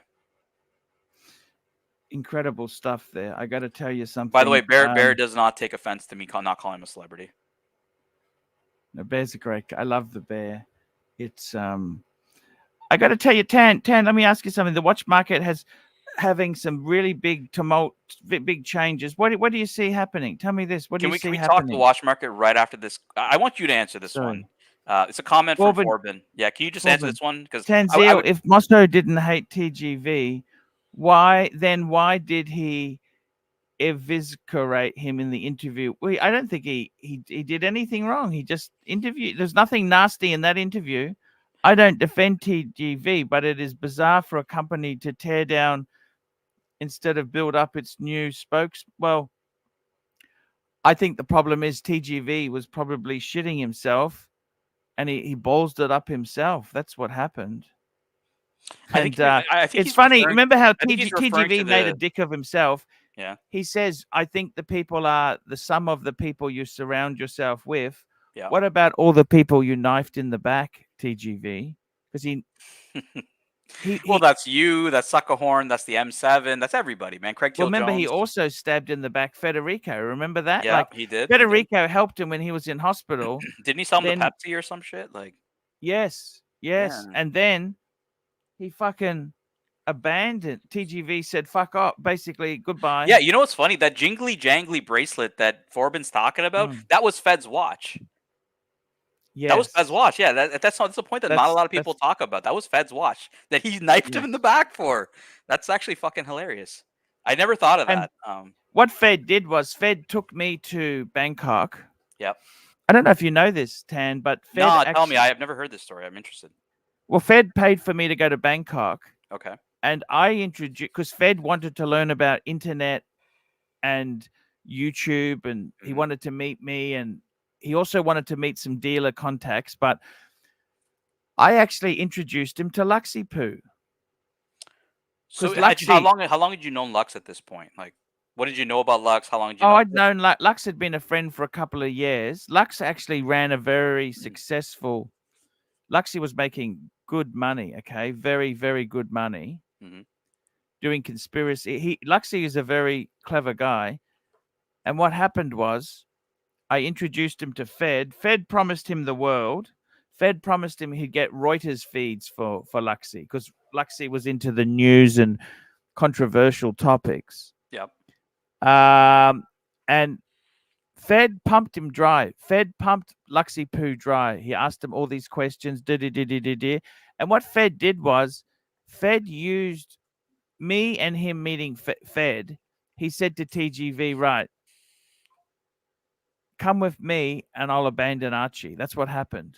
I don't know if you know that. So Well, Fed used me as collateral. Was Fed ever on any of your shows? Like any videos? Yeah, but Fed asked me to remove all the vids. He got very nasty. I never saw them. Like I Yeah, only saw him go with TGV I did after. a collection review Okay. in the hotel. I did interviews with Fed. There were some but he got really nasty, threatened if you don't remove that video, he's gonna da da da da da. Yep. Very, very, very nasty. Okay. And the funny thing is, he then traded the currency, my trip he paid for.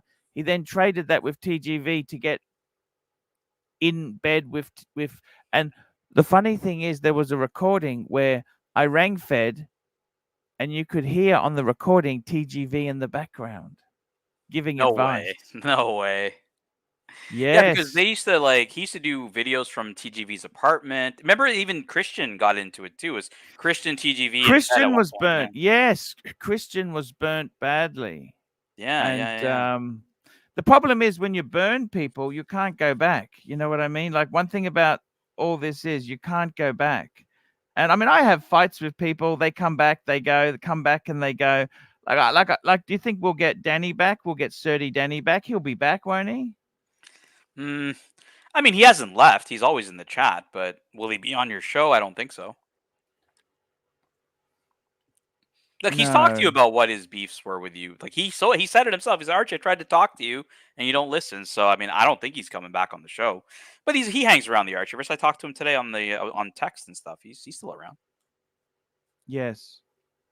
But yeah, so you were talking about TGV, backstabbing Fed, and TG what Forbin was talking about was the interview that TGV did, the whole jingly jangly bracelet. Where that came from was that interview, I believe he's talking about. And I was in the chat. I was there with like Neo and a bunch of these guys, and it was very anti TGV. Like people were calling him the rodent, and that's actually an interesting point, Archie, about the kind of if you ever go to the Watch Boxes live stream on Mondays and stuff like that, there's a lot of Archieverse people in there. Like I see like fucking JCB is there, Thomas Burnett's there, Big Tony, all of us. Like I'm there, and there's a lot of the Tim fans, like Jim Millett, who's an Archie fan as well.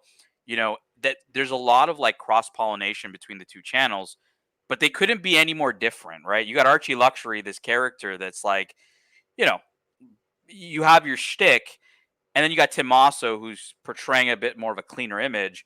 but the two universes are very much like very friendly and stuff. So that's what everybody thought was cool. We all don't anticipate a video between you and Tim as long as he's working for somebody. But I think if he ever goes solo, from what I've heard from his camp, he'd be down at some point.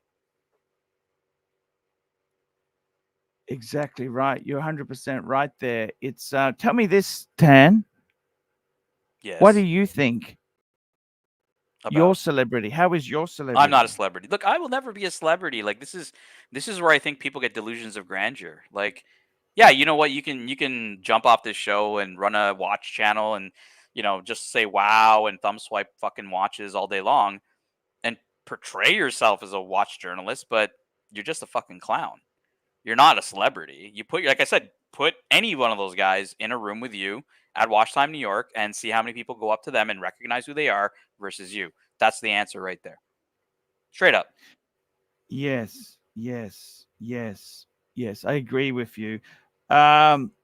It's a very, very hard time. Tell me this: how did you find it in New York when you were there? Was it great? Oh, it was great, man. I actually got to talk to you about something about that. I'll say that after I give you my opinion here. Yeah, New York was great. Hanging out with Kesselwitz, Jamie, Dodger, like fantastic guys. Some of my favorites in the Archieverse.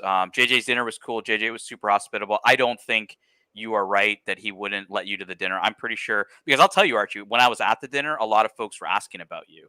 Yes. And like Captain was there and a lot of folks, Big Sal was there. Even Big Sal said, New York's not the same without Archie, right? And yeah, I think JJ, who even came on the stream that night, Archie was pretty cool. No, he did. He was very, very. Yeah, look, man, guy. it's not. Just look, it's. Look. I've been a desperate. Things of the watch space is hard. Okay, Tan, you don't understand. It's like the car space. Let me ask you this. The car space, there are people who are Lambo people, who are supercar people, and the people who are speculators who come in when it's very cool and trendy, but they leave. They're very fickle fuckers. Like you're a true enthusiast. You know what I mean? Yeah, for me, I've seen but it. But there are people who've left the hobby. You understand that, don't you? Of course they have. There's lots of people that have left, and look, it's you fine. Can understand why, can't you? You can understand because they weren't into it for actually loving watches, loving watch collecting, being an enthusiast of watches. They were there for investment or quick buck, or it's a cool new thing, right? And they kind of got bored with it and left. It is a boring hobby. Like talking about watches for 3 fucking hours isn't easy. It's men's fucking jewelry, guys. Like, come on. Let's call it a fucking spade a spade here. Like we spend 3-4 hours. You spend 5 hours a day. Tell me, what's your main hobbies? You've got cars, you've got watches. What else are you into? Cars, watches. That's mostly it, I would say, from like big hobbies. I just don't. I don't try to have too many of them, right? Because then I don't like to. I get a little obsessive into hobbies. Like I get a little, I go down the rabbit hole. So I really want to immerse myself in something, and watches and cars, I think, is just kind of the limit for me. Yes. We got another super chat from Jeremy Kearney. Jeremy Kearney, £2, €2.50. Arch, list the top 5 watch YouTubers and most hated. Top 5. Look, I think you'd have to say Mosso. Tim Mosso is a very good. You'd have to throw Ben Simer in there. Yep, Ben Clymer, yep. He's very, very. I like Ben. I was a huge Houdinki. I loved Houdinki years ago when it was just a blog. I would also say in the watch space itself there, who else is very, very cool? That Paul Pluter guy. He does some paid reviews. He's pretty cool. Paul Pluter. Pluter in the watch space. I got to tell you who else is come on, very, there's lots very of YouTubers that you like, man. Like, come on. I must say, Christian. Theon Harris. Yeah, absolutely. Jay Anthony's not small. He's got like 35,000 subs. He's not a small channel. No, exactly right there. And Fed, I like Fed. I actually like Fed. I don't hate Fed. I don't understand why Fed. I actually didn't mind his partner's channel, John P. I don't know if his partner anymore, but yeah, is he? What happened to them? I don't know. All I heard was they split. Like again, I'm not. You know, I'm not really the biggest fan of Fed, but No. yeah, I used to watch his partner's channel. Like they're all right. Why don't we grab a couple super chats here, Archie? You got to give the most hated though. Sorry, you gave the 5 you liked. Give us some most hateds here before we move on. The most hated. Look, I don't like to hate anybody. I think The everybody rodent, makes. the rodent one. I tell you what, he makes good vids. No, come on. Do you actually Makes- watch his 30-minute videos? Like, but I mean, yeah. no, no chance, man. I don't even watch your 30-minute videos, let alone his. No. Hated channels. Look, I TGV. find a lot of channels are spruiking. They're just advertorials. You know what I mean? Everything's perfect. This is a great watch. It's so everything. Has your opinion of Bark and Jack changed over the years? I actually don't mind him. I like Adrian. I've always been cool with Adrian. I do like him. I like him. Jin's met him a couple of times, I think. After this is before he got big, right? Like this is when Bark and Jack used to hang out in the chat, and Jin was on the shows with me, right? So he saw Jin kind of as a pseudo celebrity, so he met up with him. When Bark and Jack became big, Jin tried to hang out with him, and he like didn't respond. So yeah. Oh, you're joking. Yeah, Bark and Jack. Yeah. You're joking about that. It was 2 more most hated. Obviously, you got TGV. You got you don't like. Well, you like Bark and Jack now. Who don't you like? Right? We all know you don't like Tim Wright. That's a pretty simple one. Who else? YouTubers. Watch YouTubers. You know, I don't like to concentrate on negativity. I don't really like that. Who else don't like? Look. I think there's many good things. I don't like to criticize creators because it's so fucking hard to make stuff.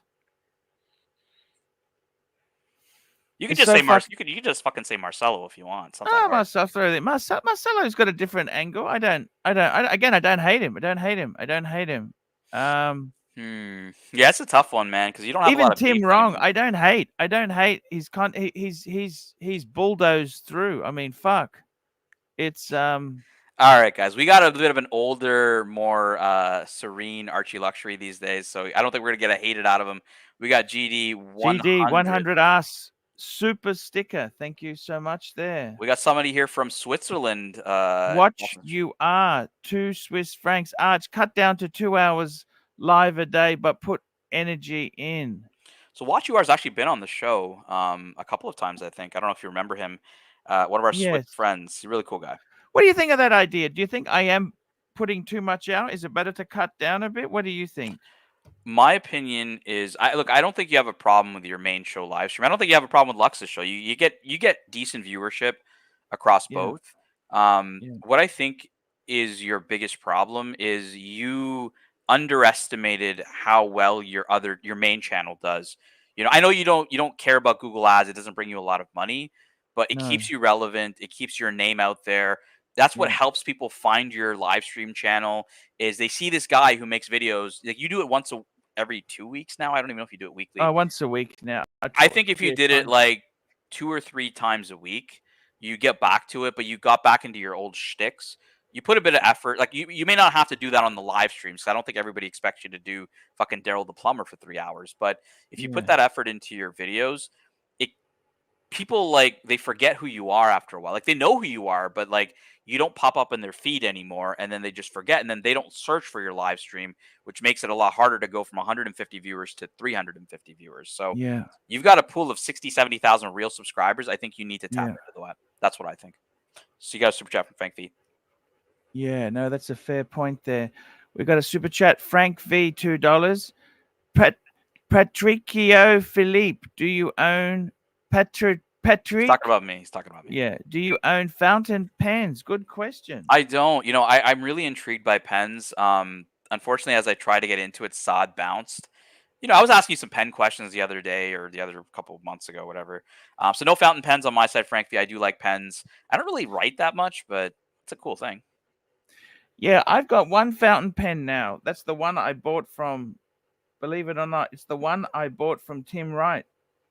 That's the only one I've got because all my other ones were stolen. I had a Cartier fountain pen, and I also had a Parker Duofold Millennium Edition. Okay. And I got to be honest with you. I don't think you can collect everything. I'm trying to downsize a bit. Okay. It's all gone pear-shaped. But we have a super chat from Pete Cars. P Cars, $5 super sticker. Thank you, P Cars. Tell me a little bit about Pete Cars, man. You know Pete Cars. Pete Cars is a good friend of mine. He's a beautiful guy. He's into Porsches, hardworking businessman. Yeah, he is. He hasn't had it easy. Believe you me, that guy there didn't get it on a silver spoon.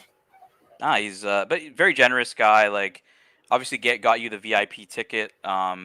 Yes. Last year, you know, he brought the wine to the dinner. Just a really nice guy. And I met him in San Francisco when I was on my trip earlier this year.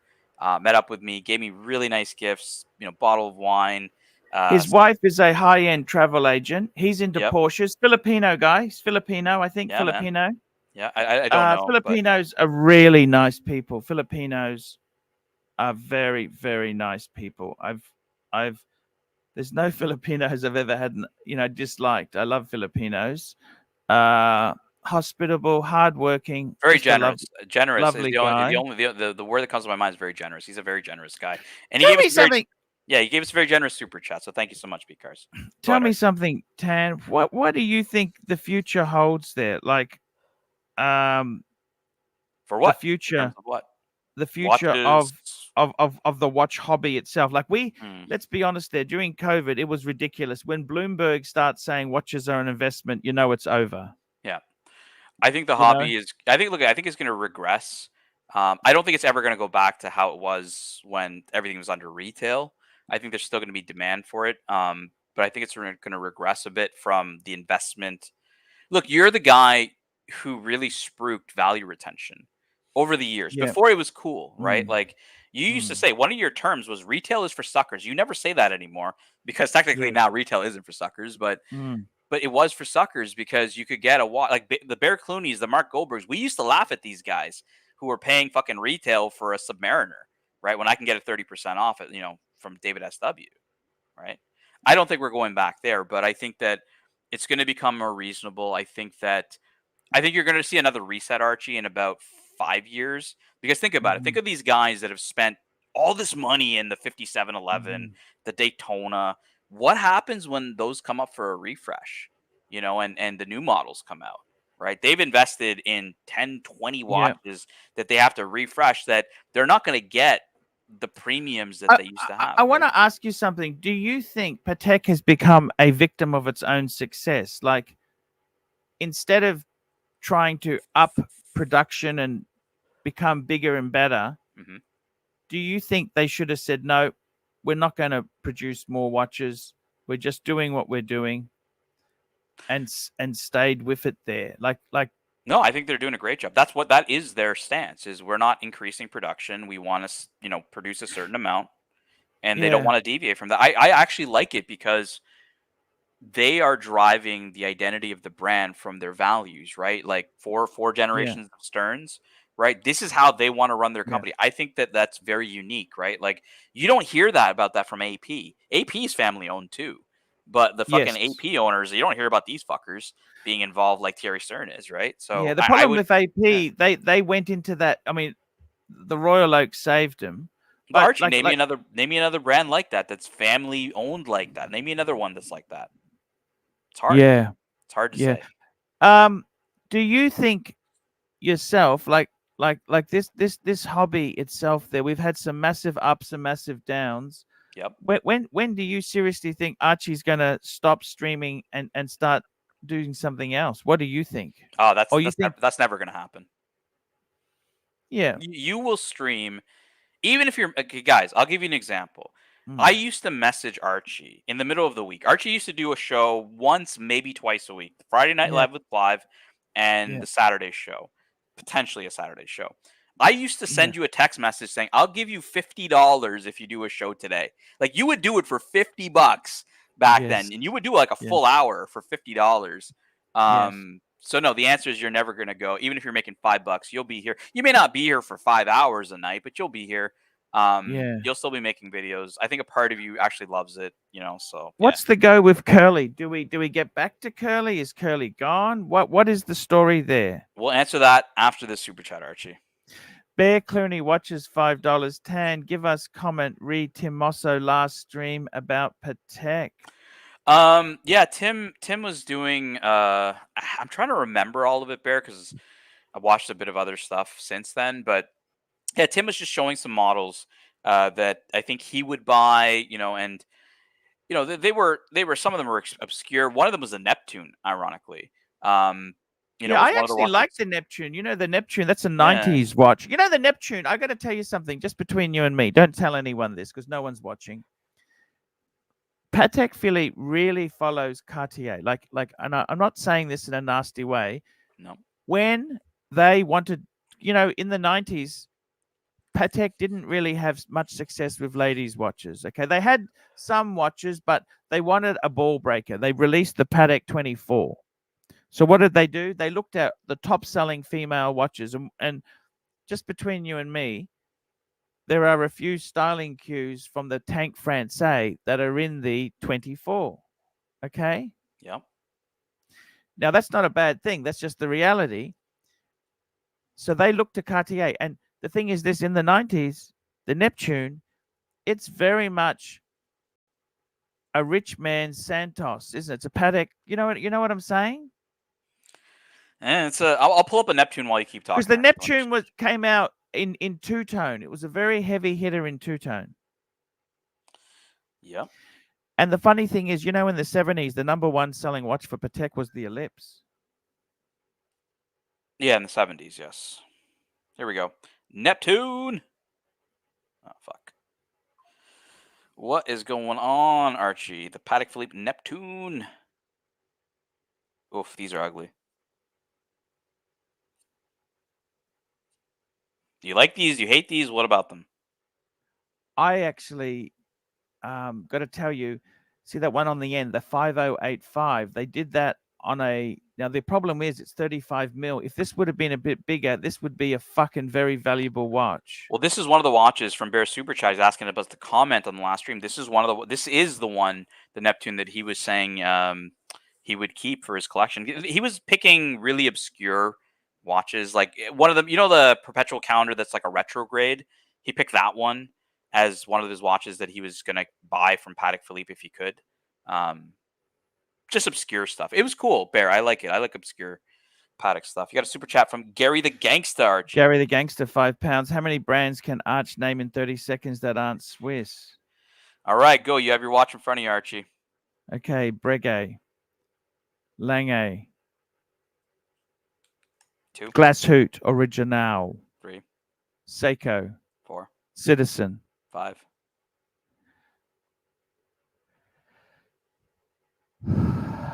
Come on, 5 times running out. It's that watch from Detroit, that fucker. Shinola. Shinola. Okay, 6. We got Ming. 7. We have got. My God. You're I got basically brain done, freeze. man. You got Thank 7. you. You're done. You're done. Gary's, the answer is 7. That's actually fucking poor as fuck, Archie, but 7. And amazing airshow videos are showing you Timex, right? You got a lot of options. Bulova.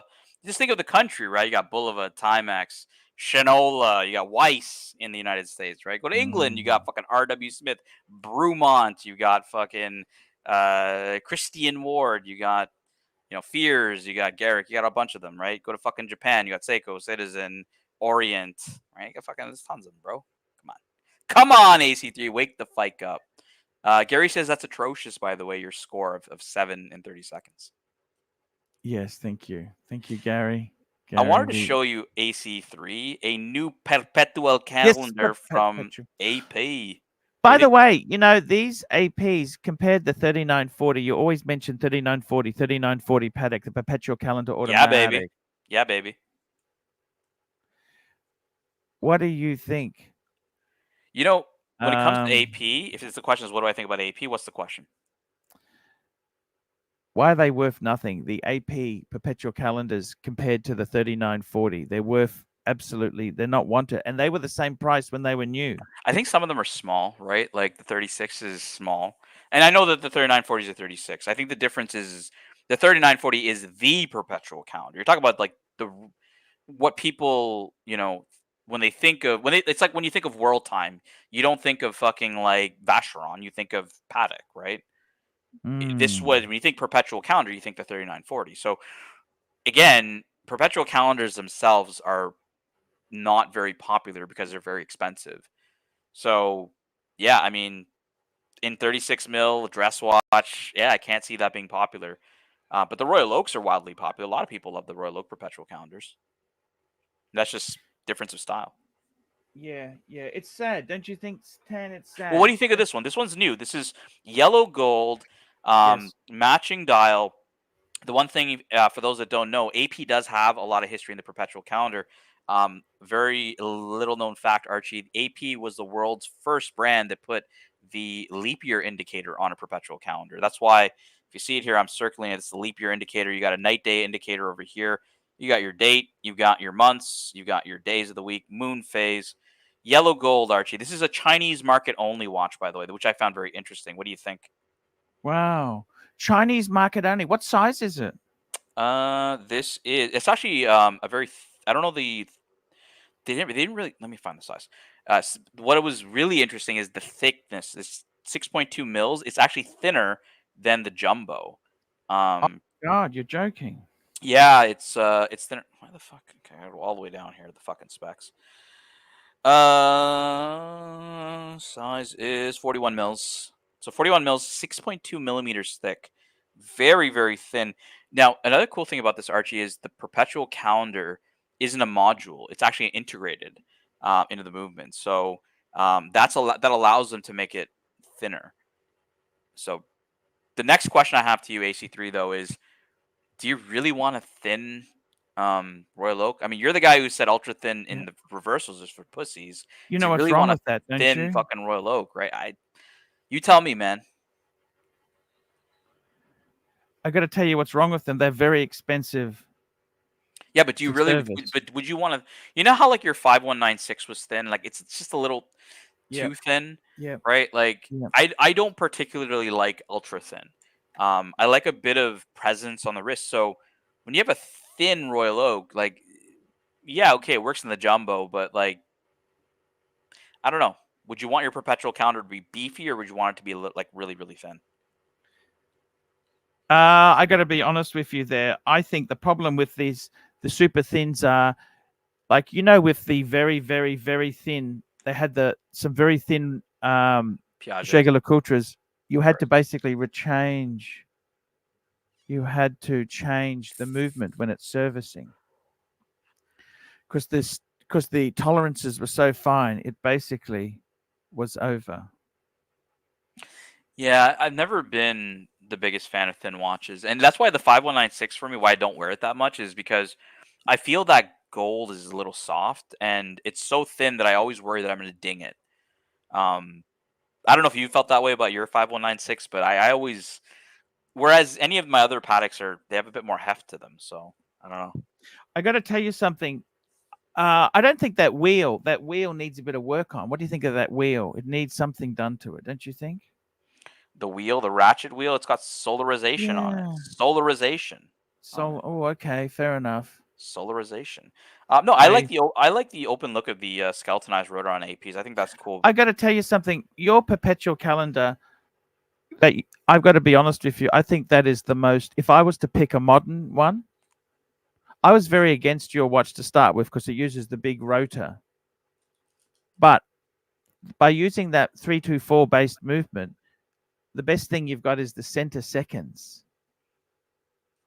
There's not many perpetual. No, I agree. I do like that about it. Like a lot of people were like, "Why would you get the center seconds?" I was like, "I like it. I'd rather see the fucking center seconds than not." Right.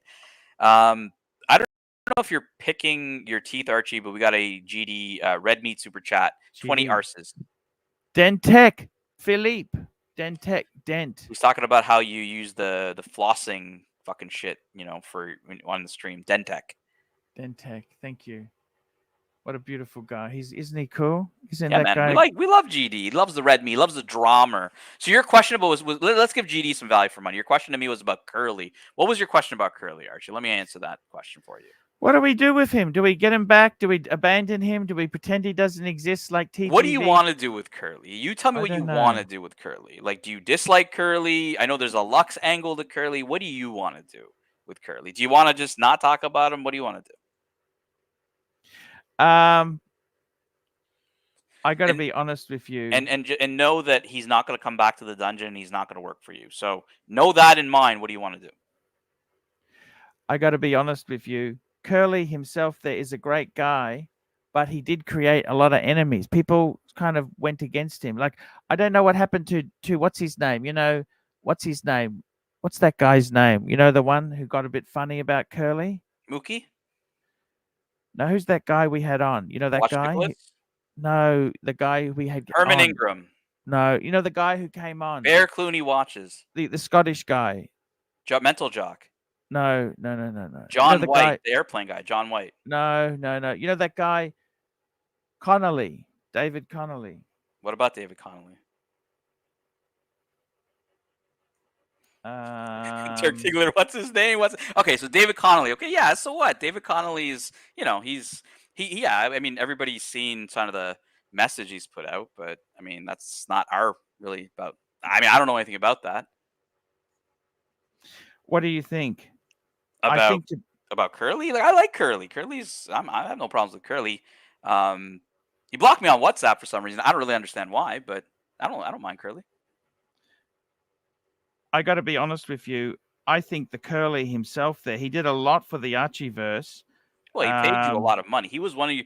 I'll tell you something that you should respect is I think he was like your number 4 donor last year. He spent thousands on the channel, man. Like, you gotta, like, that's why, like, when he's around, I give him his wrench. Like, he doesn't deserve to be like thrown out like that. That's not right. Yes. I see what you're saying there. That's a By the way, Gary point. says, who gives a fuck about Connolly? So I don't think Gary's into Connolly. So yeah, we got GD 50 Argentinian pesos. Argentinian. Do you like Argentinian pesos? I do. I love everything. Argentina is a beautiful place, man. I love it. Yes, it is. I got to tell you there, we got JD 50. Arch, have you ever done the math on how much coin Curly brought in comparison to Beach basketball? Meatball has taken out of the AC3 business. Let's talk about Lux report. Oh, beach ball. Lux hasn't. Lux. I got Lux in to, like, you get staff. You want people to do well. That's what you want them to do. Look, I like Lux's show. I don't mind it. It's just now it's too early. Like, he moved it an hour back, and it's on at like fucking 5:30 a.m. now. So yeah, I mean, I used to help him out on the weekends when I was up early, but like, there's no fucking way I'm gonna be up at 6:30 a.m. on a fucking Saturday. They got some comments about Curly. Dirk Diggler. Curly defines paid to play. He does. Definitely does. He pays. He puts his money where his mouth is. Froggy says, Curly destroyed the super chats on the AC3 channel. I don't think so. Angelic says, go on his channel and beg him to come back, Arch. Is that what you want, though? Because he's not gonna run streams for you. He's not gonna make you any money. So if he's not gonna make you any money, Arch, like, well, no point wasting your time there, is there? Well, the question is, are you here for friends? Like, I don't know. Maybe you are.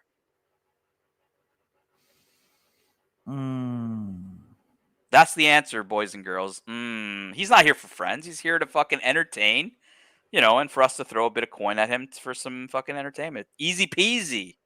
That's the way I've always understood it, Archie. Yes. Yeah. So are you apologizing to Curly? What are you doing? I think there's no point getting him back, is there? It's too late. We burnt him. Well, is the only reason you wanted him back was for him to make you money? Is that it? Just be honest. Like, yeah, of course. Okay. So I'm telling you right now, he's not interested in doing that. He was actually doing us a favor by offering not to charge you, when he did say, I'll do one a week.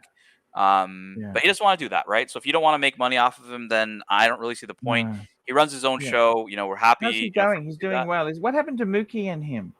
I don't understand. Mookie's him are cool. I think Mookie was on the show like earlier. Yeah, Mookie and him are cool. No issues. I missed the narrative. You know, Archie, I actually opened the show with the narrative segment. I went with a whole. I started with Adrikos, actually. Welcome to the program. Welcome to the show. Sure. This is the Lox Report. I am the narrative. This is an unsanctioned broadcast. All opinions before AC3 waddles his way into this fucking channel are those of the narrative and no one else. So I did the bit of the narrative shit, the shtick for the Dirk Diggler earlier. Billy Jean says, Curly, show respect to Arch even after he was treated. Curly sent the link today. There you go. Very nice from Curly. I didn't know that. Appreciate you, Curly, for doing that. Who's this guy, Archie? You tell me who this guy is that I just pulled Jake Brooks. That's the right guy who he paid for the Chinese. I tried to pay for the dinner, and you know what? Jake turned to me. He said, look, he's like, Let me do it. I don't, yeah, he said, look, I just won't get this opportunity again. So please let me have it. And I said, yeah, man, absolutely. So Jake, really cool guy. Paid for the Chinese dinner. You know what's funny? I called him Jake Brooks the whole weekend, and that's not his name. And No. he never responded to it because it's not his name. Yes. So I called him P-Cars once, and then he responded because he's like, who the fuck is this idiot yelling P-Cars down the fucking hall? Exactly right. Marcus Mandel, as long as you have Tan, Lux, and Bear, you're going to be just fine, Arch. Thank you. There you go. Sorry, Curly sent you the link, AC3. Like, there's no fucking animosity. Fucking Yeah, that's helping you out a bit, accepted. you know? So We always like to look. Sometimes we like to stir things up a bit. We don't want things to be boring, do we?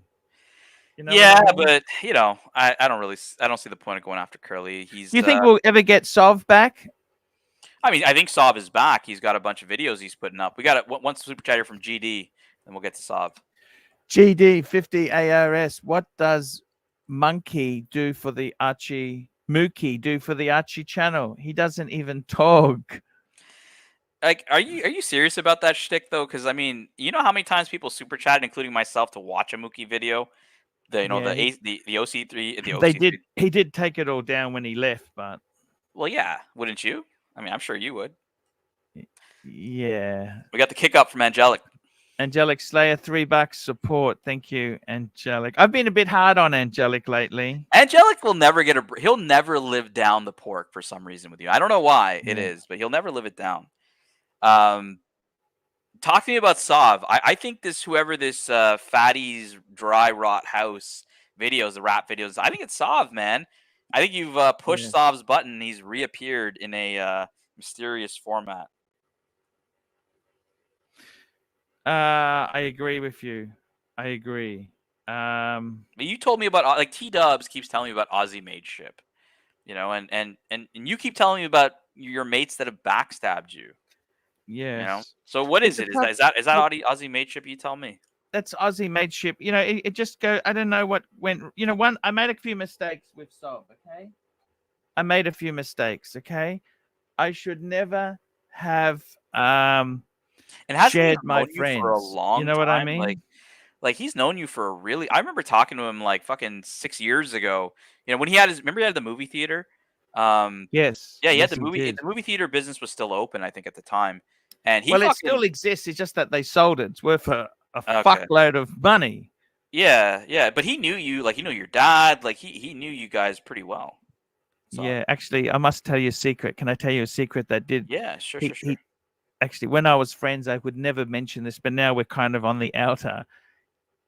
He did mention, because I used to go Cheap Tuesday, half price movies, right? At Sov's theater? Yeah, that's how I met Sov. And he was a bit offended that I only came in on the Cheap Tuesday. I mean, fuck. It's like Pizza Hut 2-for-1 Tuesdays. Yeah, I don't think there's anything wrong with that. I think a lot of people do that. But it kind of sucks for date night, right? You're doing a date on a fucking Tuesday night. I don't know. But maybe when you're married, then you don't give a fike. You got $2 from Dirk Diggler. $2 from Dirk Diggler. Here we go. Kicking up $2. I love Dirk, don't you? Yeah, Dirk's cool, man. You know what? I think everybody here is like I got no beefs with people here. I think everybody adds value, and I think that when we lose people or people, get shitted off, Archie, it really makes the place worse. Just not because of a specific person, but everybody's unique. Everyone's got a personality. Some of us come on the panel and we share it. Some of us just troll in the chat. Like it's you don't want to lose people. You want to bring people in. That's why I said do more videos, get more people to remember the show, or see your videos and then find the live streams. That's Yeah. the only way I think you're going to see organic Yeah. growth I from it. must admit this business is over SOS videos. They've actually done reasonably well. Yeah, people like that. You saw Lewis, right? Lewis came back to the live stream because he saw your video and he's like, shit, I don't want this guy's channel to end. And he came on that night. Yeah. You got a message Yeah. from Higgy Baby who's in the chat. Yes. Yes. I love Higgy Baby. Higgy Baby. Jonathan Quayle Higgins III. Is Tan still running the Cubitus? The Cubitus narrative. I've been the biggest propagandist of the Cubitus on YouTube. And I kind of said this to Higgy the other day. I said, everybody is kind of pissed off with Thierry Stern's comments. And I'm like, look, if it was all about enthusiasm and us being enthusiasts about their watches and shit like that, like I would be getting the fucking VIP flights to Geneva. But it's the Russell 996s, the guys who buy the $500,000 ones. They only care about their customers, guys. So if they say that, the haters are people who don't own one and will never own one, I think there's some truth to that, AC3. Yeah. Yeah, no, that's a fair point there. We've got GD20 asks, Hingis. No photo. No photo. No photo. We got Jake Brooks. Jake Brooks, $20 in honor of the pre-show. Any love for the Tudor Tiger Prince date chrono? I love it. I always loved it. I remember when the Tiger Woods was out. Remember the Tiger Woods? You had them in different colors. They were a Tudor chrono release in different colors. Remember the Tiger Woods? I do remember the Tiger Woods. But yeah, I think I was a huge Tiger Woods fan. He's Malaysian, very good golfer. Yeah, I'm gonna pull it up here, AC3. I have it. And here we go.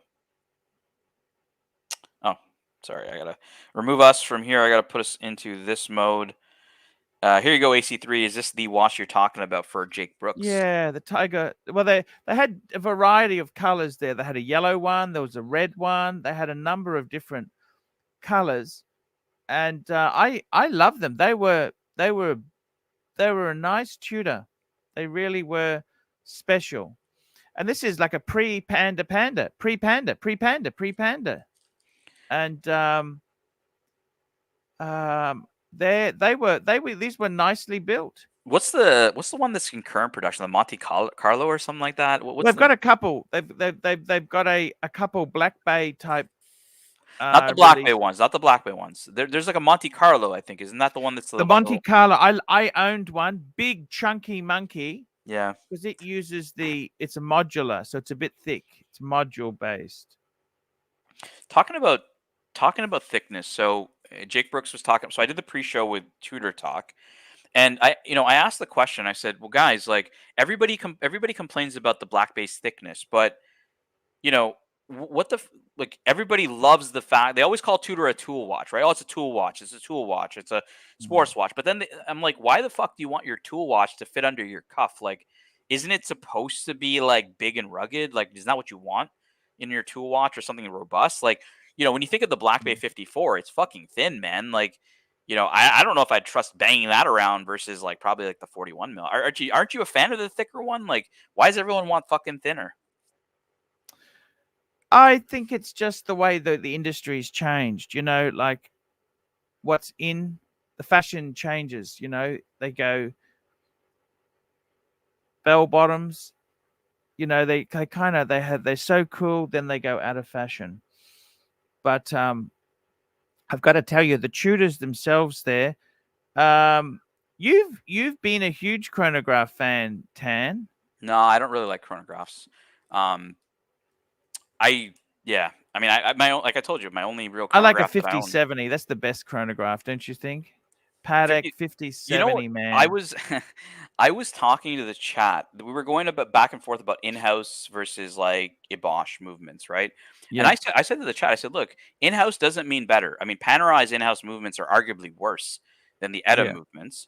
And I even said in the high end, the collector market prefers the Valjoux movement of, I use the idea of the 5970, but I mean, the 5070 is also the same example of the Valjoux movement versus the 5170, which is the in-house movement. The 5070 is more collectible, right? Definitely.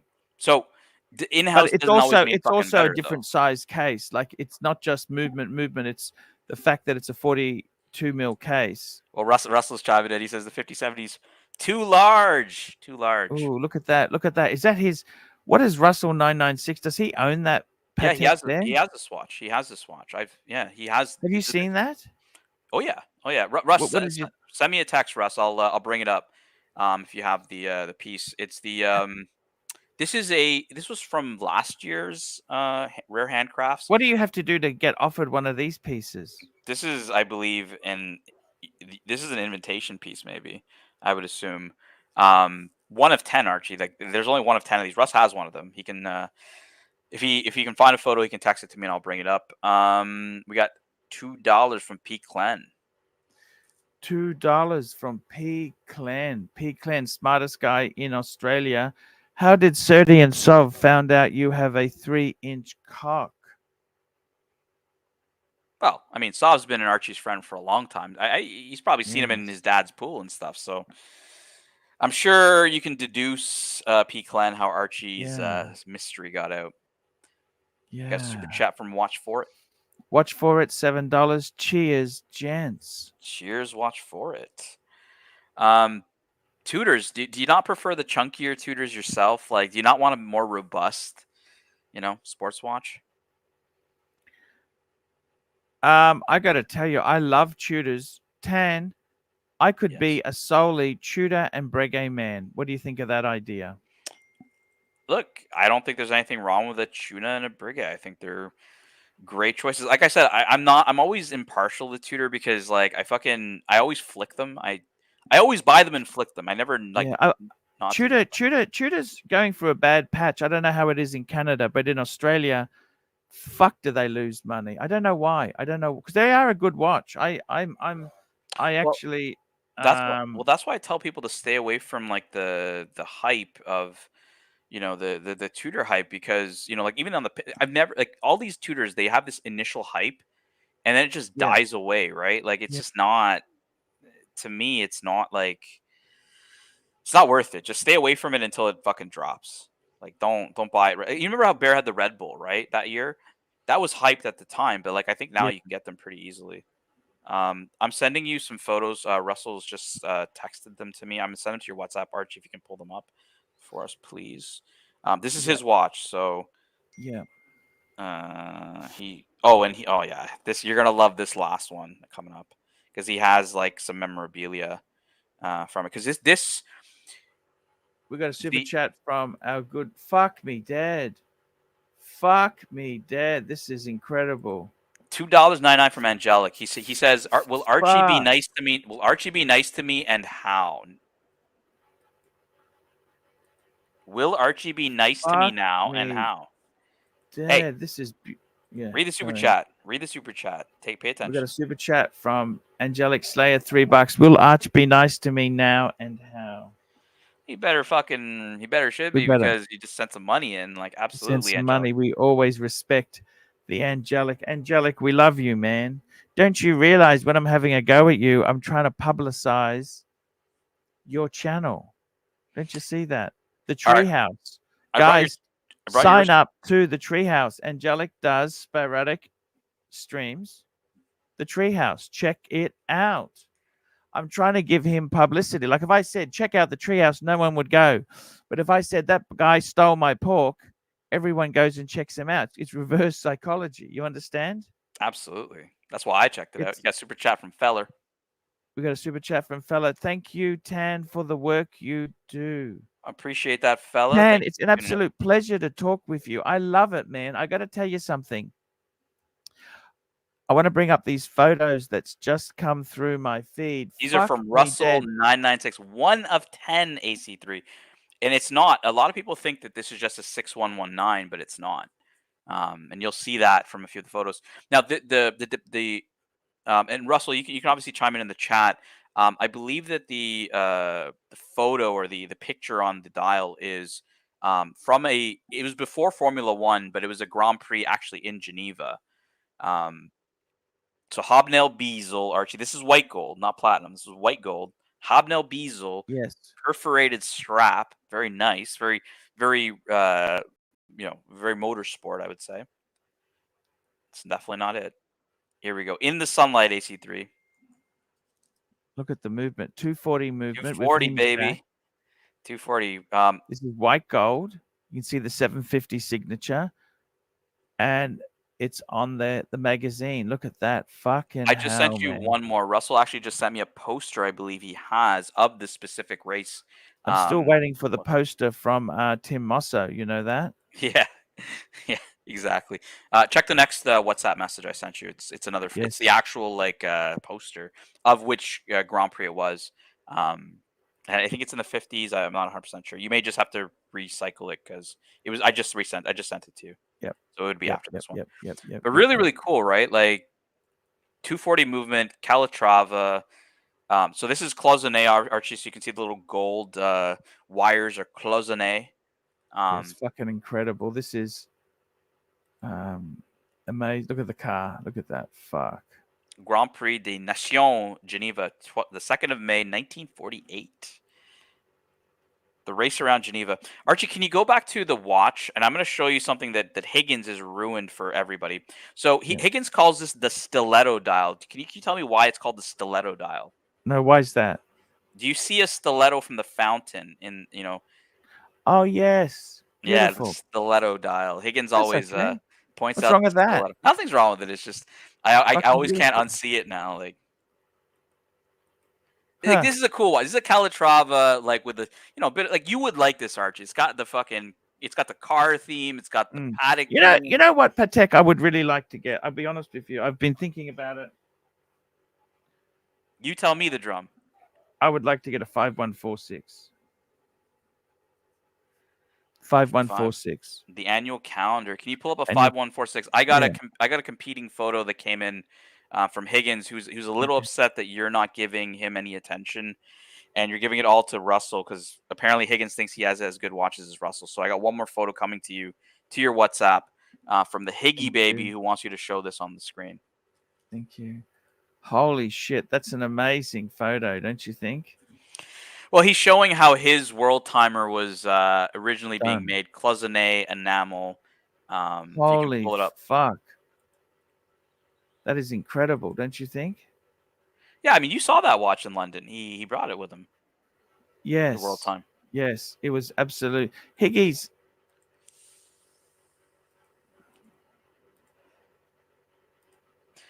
Yeah, agreement. I think it's more of an Archie thing because he likes the motorsport aspect. I think that's a big one. Yeah, I like that sort of era of car. What's that? What's that era? 30s kind of 40s, car? 40s, yeah, 30s, 40s, yeah. 30s, 40s. Just very fucking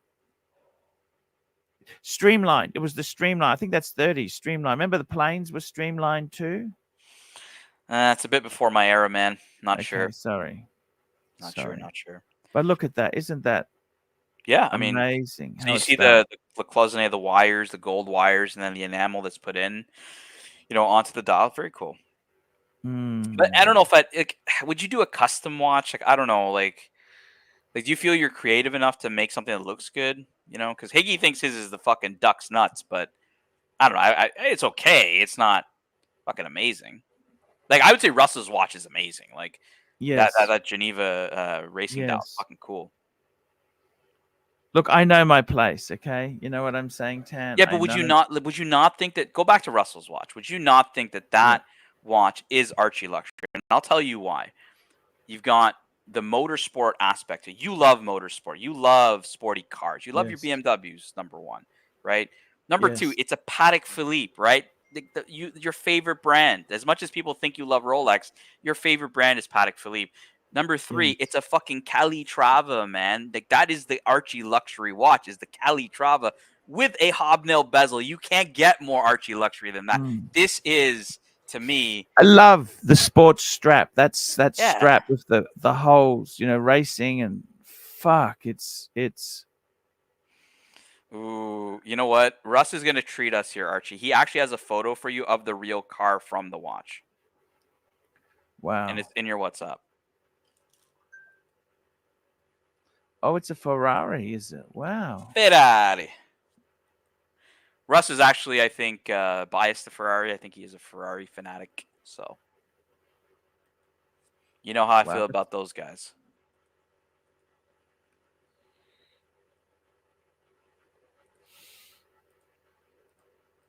Just bringing it up. Hang on. Just bear with me. How about that? Mm.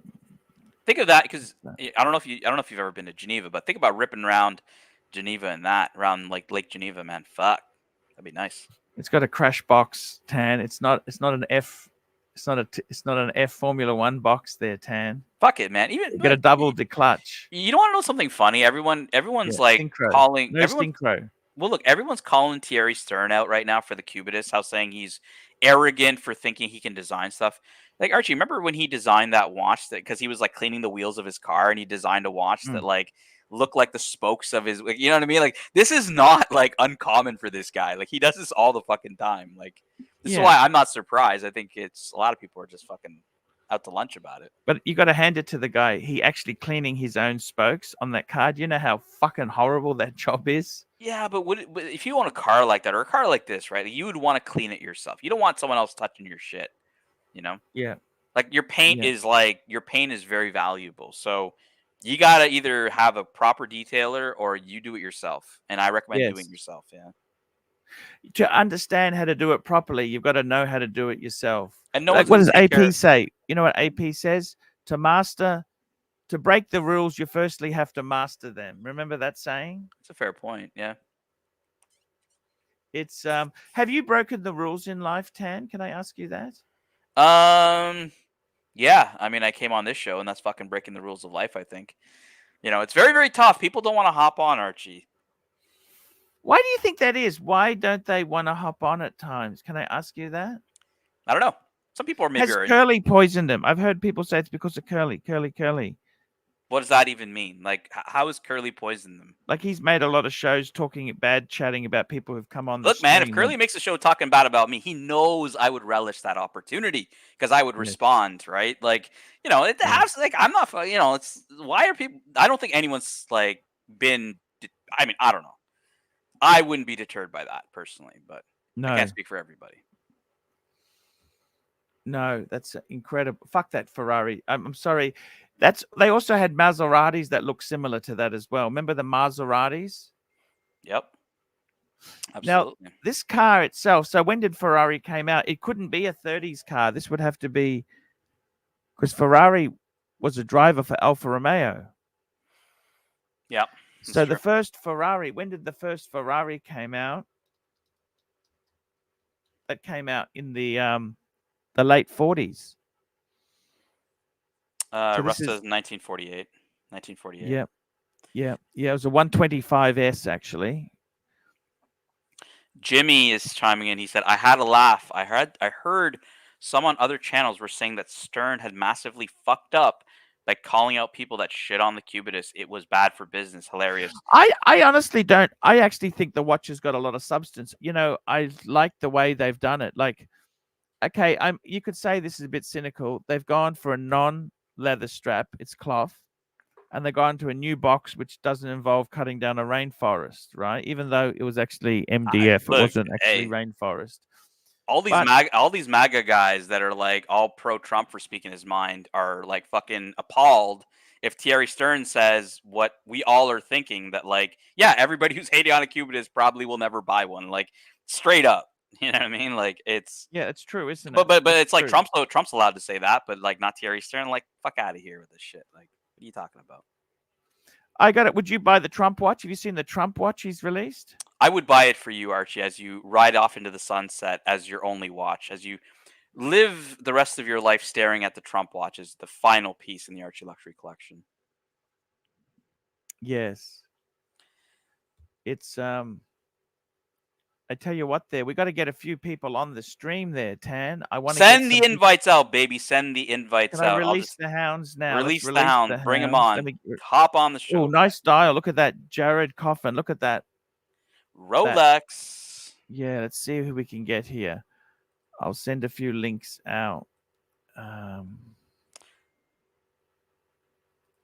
Oh, and okay, so hold on. I think Russ has sent me 2 photos of the race area in Switzerland. I don't think that's going to really mean anything to Archie because I don't think he's ever been to Geneva.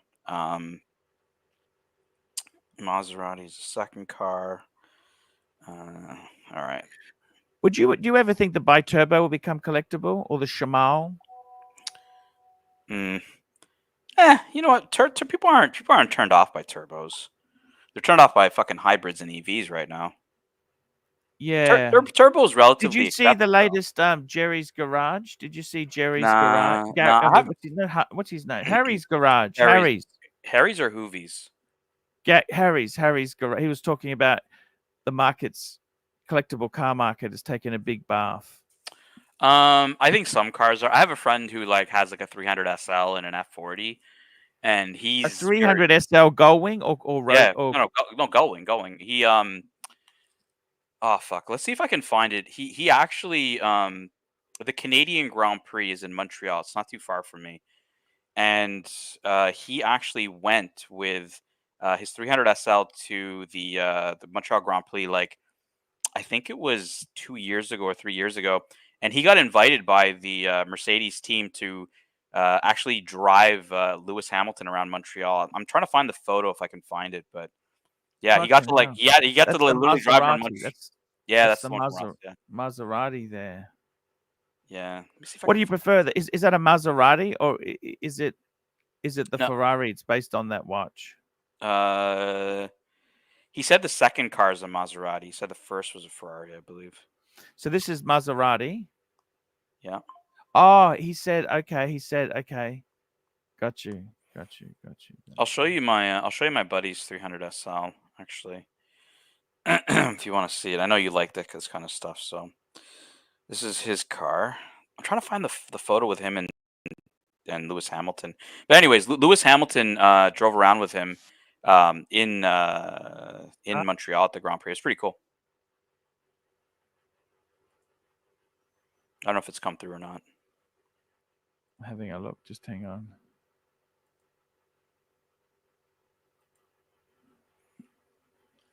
While you do that, we got a $3 super chat. Seikos and Acuras, aka Anton May, who says, "Just dropping by to say hi. Good show, boys."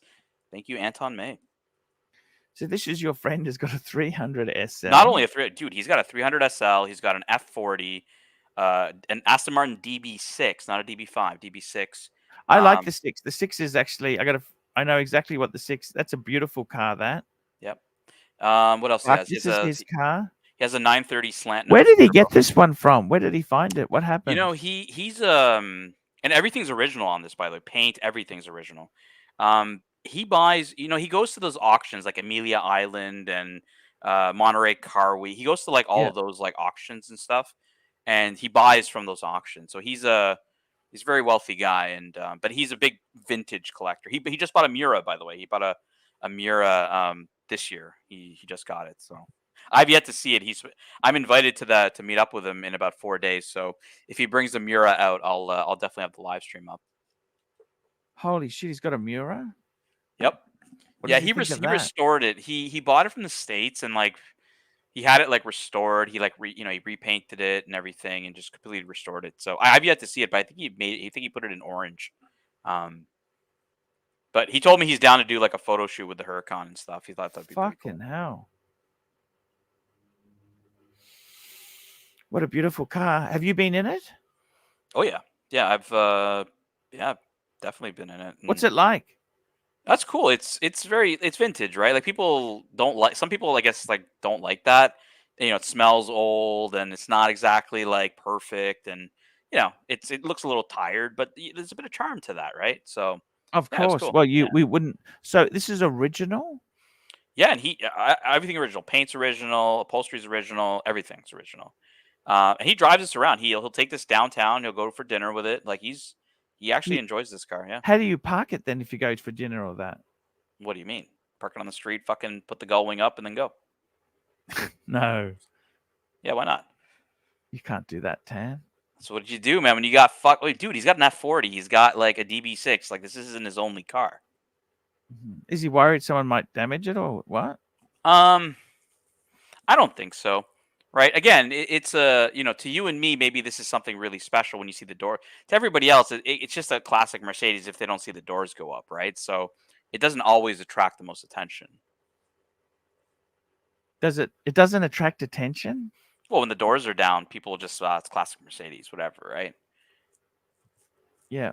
Second, but unless you can know, like you see his plate, right? It's 300 SL is on his fucking plate. Like this guy's proud that he's driving a 300 SL. He fucking puts it on the plate. At least I made a fucking joke about my plate. My God, what a beautiful car.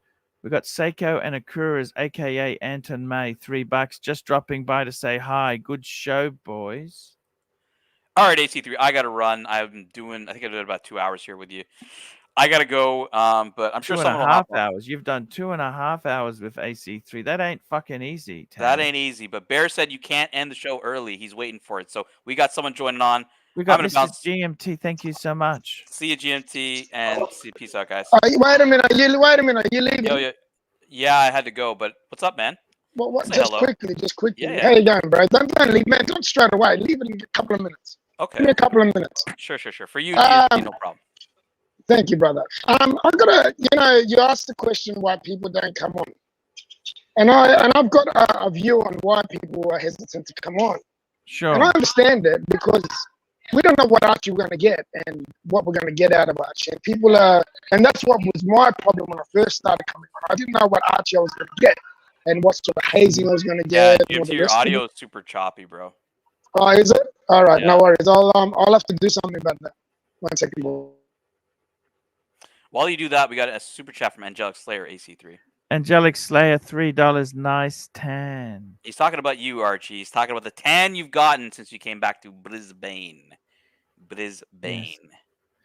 Yeah, thank you. It's beautiful. I got to tell you something. It's I would listen to what GMT says, AC3. Don't fucking brush it off. Don't zone out into space. Don't look at fucking porn.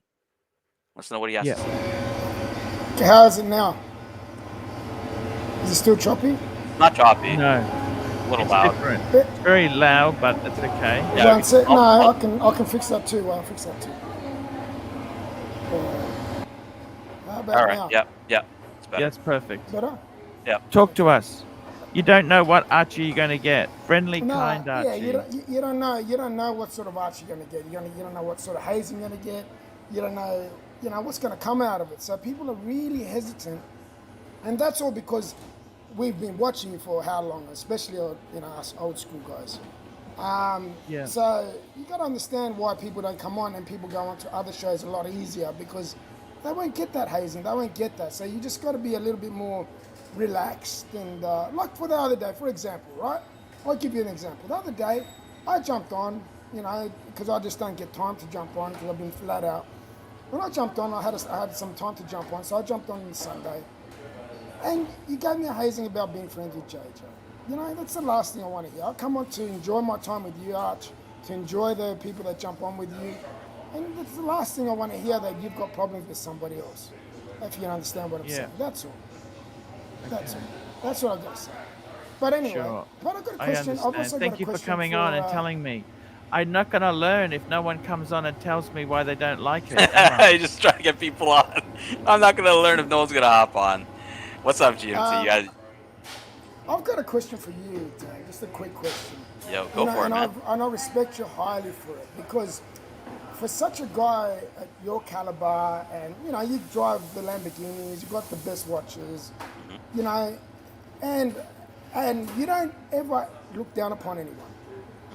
Can you explain to me how that is? Because a lot of people at your caliber really don't have time for people like myself. What makes you different? Why are you like the way you are? Just out of curiosity. Again, GMT, for me, I didn't come for money. People think like I came for money and all this shit like that, and I don't value material goods the way I think a lot of folks do. They don't really mean that much. Do I like them? Yes, right? Like, do I like my watches? Do I like my car? Yeah, absolutely. But why I come? People ask, well, why do you spend this much money? Why do you hang around here? Why do you do this? For me, it's I meet people that are here, cool people, and to me, I don't put value on people on what they own or what have you, right? I'll sit here and I'll have a chat with Mike the Snake about watches, and I'll let him talk for 20 minutes because I value his opinion. I value what he's saying, right? I find that interesting. I actually like, enjoying socializing with people here. That's why I do it, GMT. I don't come here and be like, well, I got a fucking Nautilus and I'm better than you, right? I find it funny that Archie does that shit. Can I give you the short answer for that? Because that was a lot of words. He's Canadian. That's what he's Let me say. give you the short. Very well, fucking predictable. You're Canadian too. Let me give you the short answer. Because I can. Nah, That's why. come on, Mark. Because I can. I have a Lambo because I can. I have a Patek because I can. Super chat because Seiko can. Go ahead, AC3. So GMT wanted to say something before you. Here we go. We got Seiko here. Seiko and Akuras, aka Anton May. $30. Arch, can you do a short segment on Ho Chi Minh and Vietnam? 2-week trip in December coming up. Sure. Sure. Boys, I've got to actually head off. I'm getting back to work. It was nice chatting with you, boys. GMT. Take care. Stay sexy. See you, GMT. Mark, Behave yourself, sir. All right, Archie, you got Mark here. I think you should do this little segment for Anton May. He's here. He wants to hear about Ho Chi Minh. I know Mark's the best guy to help you with this. I'm going to drop. See you, Mark. See you, AC. Hey, thank you so don't much leave for us. coming on, man. Dude, I got to tell you, Ho Chi I'm Minh out. City and Vietnam. Look, guys, I went to Da Nang and I went to Ho Chi Minh City. Ho Chi Minh City is the old Saigon. Yeah, I've been there. They say that. The thing about you like Ho it? Chi Minh City, Saigon, is it is the thing is this: they are so many fucking motorbikes, motor scooters. Oh my God, you can't cross the street without risking your life. It's like Frogger. But that's all of Vietnam. Vietnam is an amazing place. I tell you what, it is coming up so fast. Isn't it like it's like the United States won the war because it's filled with like Burger King, KFC, Prada. Yeah, Coke, Pepsi. Yeah. It's bizarrely American in that way. If you go to the wall, I went to the wall. I'm a child of the 70s. Oh, did you go to the War Museum? The War Remnants Museum. Yeah. They have propaganda there, and look, exactly. I went there too. I also went to the Coochie tunnels. You know, the tunnels they had there. Coochie. Look, I didn't visit much Coochie, but that's me. Vietnam is absolutely amazing. It is. I liked it. I would have to say Vietnam is a place, if I won a lot of money, or if I just didn't have to keep paying bills anymore, it's I cheap. would fuck off. Yeah, it's cheap, isn't it? I would fuck off for a while there. I can tell you that. Archie, do you remember their unit of currency? It's not the dollar. The dong. It's the dong. The dong. So I touched hundreds of thousands of dong while I was in Vietnam. Yes. I think $1 million dong is like $50, isn't it? I don't know, but it's a lot. Like they dropped the zeros to kind of make it easier to handle. I got to tell you, Ho Chi Minh City itself, it is absolutely incredible. Very hot. Let me say this to you: it's very hot. Its weather's similar to Thailand.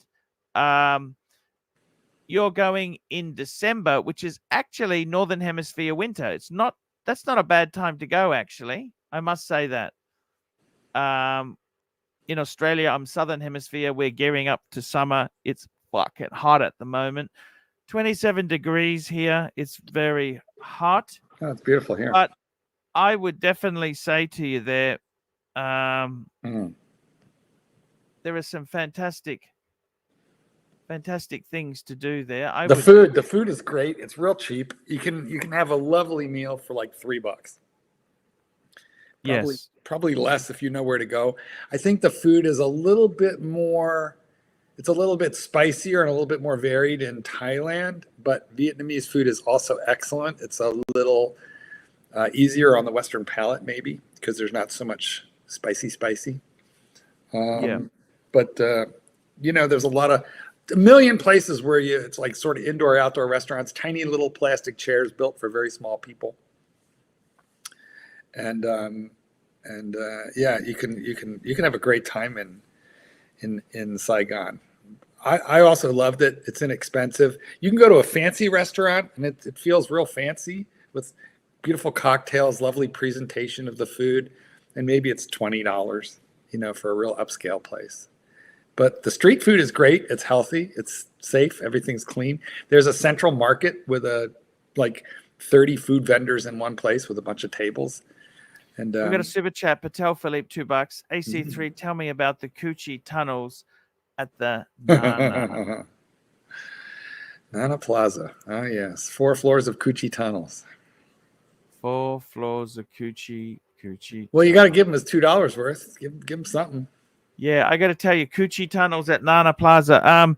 Look, Nana's changed a lot now. It is very much high tech now. It's like an airport scanner going in. It's no longer like the old wild west. But hey, you know what?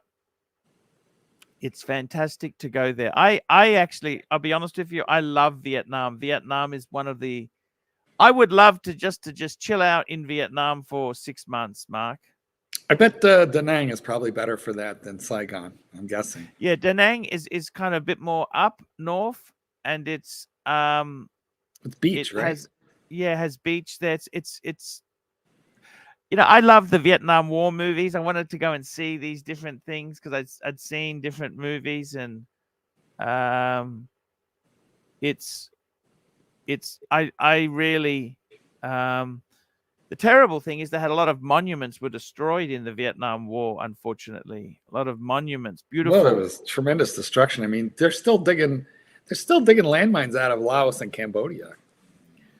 Yes, which is landmines are a fucking horror. Well, yeah, we might have done some naughty things there, but they did too. But they're still living with the after effects of that. Super chat, Yeah. Patel Philippe. Super chat, Patel Philippe, $5. Kesslowitz called me wanting to do an Asian trip with AC3 and the boys. He was saying, KL, what say you? Like a meetup. Hey, that could be fantastic. All they have to do is rent a small place in the outskirts of, from Watch Hat. Yeah, watch out. He's a great guy. I'm just trying to get my head around some times there. Unfortunately, in December and January, ticket prices are fucking ridiculous. I don't know if you've seen the ticket prices. Well, but they are a little bit. I'm just hunting around a bit there. Not from Australia. You can rent Irwin's apartment. Yeah, I know. Irwin's apartment is fantastic. I'll have a talk to him. Yeah, there you go. And I'm just trying to plan it a bit. Marky, how are you, my friend? Oh, I'm well. I mean, we had listen, we got to talk about the elephant in the room, boys. No, we don't, Marky. No, we're just gonna pretend that didn't happen. Okay. I got to tell you something. I must say they very graciously said we're going to hand power over. Well, that's how we do it in this country. I mean, that's how it's supposed to be done. That's not how the other side did it last time. That's a whole different. Just saying. Different can of worms. Anyway, here we are, and I love my country. I don't always love the government. I didn't love everything about the current government, and all I can say is I hope for the best, as should we all. The stock market was pretty happy today. Let's see what it did. Yes, the stock market. But I got to be honest with you. I think that's also a bit artificial because let's face it, one leader is not. Well, that's true. That's true. But listen, the stock market was up 3.5% today. So maybe that's an early indicator of things to come. And hey, I'm not a communist. Ooh, in fact, I'm an entrepreneur. Look at this. The headlines. Shit candidate. Democrats turn on Harris as bloodletting begins. I don't think that's quite true. But hey, that was probably written by Republicans. But hey, there's nothing we can't. It was an electoral landslide. So I don't remember how the popular vote came out, but in terms of the electoral college, it was pretty much a landslide. So here we are. Listen, I honestly. Yeah. Biden, the current administration, and she's got to take the pipe for that. They fucked up immigration so bad, and they eventually addressed it, but not till very, very late in the game. And that gave it was stupid of them. They gave so much ammunition to Trump, which he should have been denied a long time ago had Biden done the right set of things and taken care of it. But here we are where we are, and all I can say is I hope it's a peaceful 4 years. As do we all, I'm sure. Yeah. That's what I got to say about that. Wow, that's incredible. Yeah. Incredible. We'll see what happens. It's going to be juicy, though. It's going to be interesting because it's going to be really, really interesting. His first week in office is going to be fascinating to see. Well, he doesn't go into office, does he? Like when do they change January. over in America? Yeah, I think it's January 20, something like that. So it's going to be a little while still. I'll tell you what, if I was Biden on my way out the door, I would pardon Hunter. That's what I would do. Because Trump is about to pardon, like everybody. So if I were Biden, I would pardon my son. But hey, what can you do? Is he in? What happened to his son? Is he in jail or what happened? I don't remember the final upshot. He pleaded guilty to some federal charges. There was some tax evasion, I think, and a federal gun charge. So he did some wrong shit. Yeah, I see what you're saying. It's a bit nasty, don't you think? Oh yeah, it's vicious, violent, and nasty. But you know what? That's politics. That's not just Trump. That's politics. But listen. At the end of the day, like I said, I'm not a socialist. I'm not a communist. I'm an entrepreneur. I'm a business owner. I'm a Second Amendment, participator. And so I'm gonna hope for the best. It's just that I'm more socially liberal. Socially liberal. Well, we got a super chat here from Patel Philippe here. Speaking of $5. Clyde showed me his Canadian citizen application today. I understand, Tan, that you're going to be sponsoring him and sending him to law school there in Canada to get his degree. That's what I heard. Oh, okay. I'm just trying to Google what is Second Amendment. Oh, that's the right to bear arms. Okay, fair enough. Yeah. Fair in enough. politics, look, at the end of the day, you have to pick your poison. That's it. Just pick your poison. I picked mine. The punters picked theirs. This time they've prevailed. And like I said, I'm hoping for the best. But fiscally, I'm rather conservative. Trump increased the deficit more than any president before him historically, on the one hand. On the other hand, maybe he had to because there was, COVID and stimulus stuff needed to, stop the economy from imploding. So that might have had a lot to do with it. I'm not sure the numbers on that. Yeah. But so he's not like, he's not the financial, wizard I think that he claims to be. But at the same time, I'm hoping it will be better. One thing that he did that I think was good, a couple things. He did wait in Mexico. I think that was good. Biden went to it, but way too late. But also, Trump lifted the limits on death taxes. It used to be very expensive to die in this country. Yes. If you think living was expensive, just wait till you die. Yeah, dying was really expensive, and so the government would just kind of rape your estate. And that has been those limits have been lifted very, very high now, which I think is beneficial for people who have spent their whole life accumulating some money and would like to pass assets onto their children. But to Biden's credit, he kept those limits. They just haven't expired yet. But I'm sure Trump will renew them, and I think that's a good thing. So, let's wait and see. Yes, we shall wait certainly wait and see. It's just all the way the Roe v. Wade got overturned, the abortion rights, the transphobia. There's just some stuff that rides along with Trump that I don't like.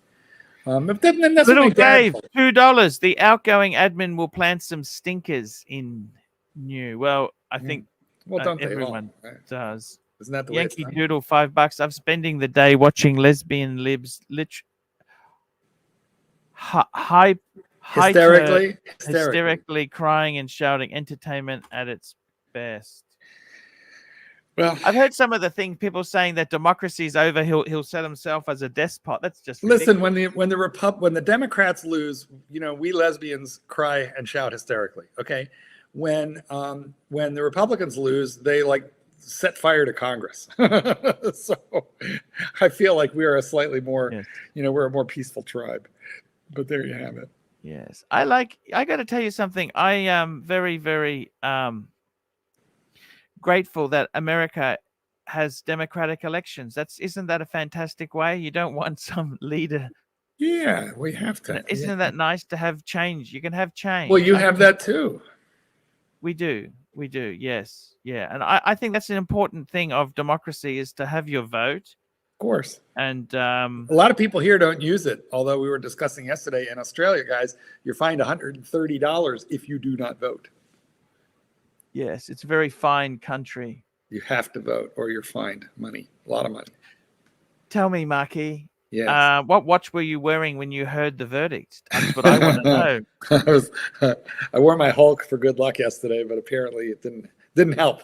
So today I'm wearing the Pola. No, not like that. That makes you look like you're crippled or you have some kind of mental problem. This makes you look like a man. Yeah. Like a man. You can act like a man.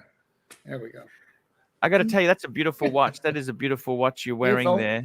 You used to have one until you've agreed to give it up. I do. Yeah. But yeah. Marky. Yes.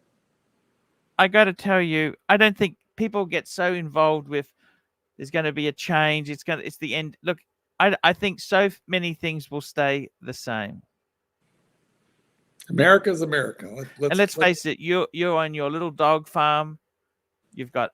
I feel like I'm a little, I'm a little insulated. You know, I'm a little insulated from stuff. So we'll see how it goes. But you know, like I said, this is my country. I love my country. I always like your cheery. Well, I wish Clive was a bit more friendly. That's the only regrets I have. I wish Clive. How is he? Is he okay or not? Yeah, seriously. well, you know, I feel like, you know, how is he? I think all the libtards that is my tribe. You know, we're all a little shell shocked. Yeah. But in general, how is he? Oh my God, he's happy as a clam. He's keeping criminals out of jail and buying watches with the proceeds. Like that's his life, and he loves it. You know. Yeah. Also, he fell in love with the dog. Garbage Fire got a dog. Clyde hated the dog until Clyde loved the dog. The dog almost died. Clyde participated in helping to save the dog's life, and now he loves that fucking dog. What sort of dog is it?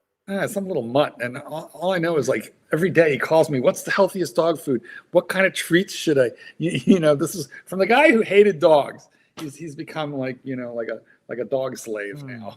What kind of treats? Here we go. Ken Fresno, $2. Talking NSDNC in a relaxed format. What is that? NSDC. Let's have a look. Know. MSNDC. DNC is the Democratic National Committee Conference. You got me. I don't know. MSDNC is a news channel regarded as having a bias in favor of the Democrats. Oh, I thought that was MSNBC. I think that's what he said. No, he said MSDNC. MSD. Okay. Yeah. We got Patel Philippe, $5. Pick Democrat or Republican for these non-Americans based on personality. Jin Tingler. Oh, he's a fucking anarchist. he's like a bomber. He's like Angelic Slayer. Democrat. Yeah, definitely. Rich Mitch. Republican. Yeah. Lux Report. Republican. Really? You think? Yeah. He's poor though. Conspiracy theories. Yeah. Oh yeah. Never mind. Mr. GMT. Definitely Republican. And Bear, Republican. Well, Bear sent me this image yesterday, right? How could he be anything but? I feel like Bear would be a Republican, but socially like a socially liberal Republican. He'd be a log cabin Republican. Look at this. He sent me that picture. Yeah. Okay. Let's hope that's we got fella, $2. Lady across the road has asked about me 4 times, Mark. Catherine, will you please tell Catherine and Oscar, her little dog Oscar, that I said hello. Lovely lady. She's very nice. Tell her she can bring me back down to deal with Oscar. That is if you don't steal Oscar, which I would not do because you barely have control over the monsters you have yet. But once you do, feel free to steal Oscar and I'll help. But anyway, yeah, she's a nice lady. Lovely people. Very nice people there. That's the important thing. Nice people are good to see. Yeah. That's the thing. That is true. Marky, yes, tell me this. Tell me this. What watch are you going to be wearing more of? We should get Doc on, you know, because he's a big Trump supporter. He kept telling me Trump's going to win. I'm like, you're out of your mind. And, you know, there we are. So Doc, if you're listening, you should come on in. You're better able to describe it's like yin and yang, you know, we need one of each. I don't know. I think maybe I'll be alternating between this, which I love, and the Hulk, which I also love. So Do you think the watch market will pick up now that we've had a chat? Well, I suppose the thing is this: before the election, we had so much indecisiveness. The market was coming to a bit of a shit show. Yeah, but you need China back up and buying watches again too to make them scarce, to lift the prices. And that's not going to happen. They're like in a recession. They've got deflation. It's not China's good. fucking nasty. They've got the property market has done really badly. Yeah. Let me tell you, I was talking to someone from China, and they said to me, if you were 35, you're in a white collar career, you want out, IT or stuff like that, and you get retrenched, it's virtually impossible to find another job. You know what? If you watch the YouTube channels about this, they're all delivering, like they've got PhDs that are, driving their version of DoorDash and Uber Eats because there's no work. Yeah. What the fuck do you say? That's how horrible, isn't it? Yeah. So there's a lot of very highly educated people over there, like trying to make it as a delivery driver on little motorcycles, on scooters with boxes on the back that, you've seen them in Thailand, Arch. They deliver pizza and those things. But it's very sad, don't you think? Yeah. Well, I mean, yeah, I don't know if we get the big picture or if I'm just seeing the sky is falling videos. It's a little hard to tell. Yeah.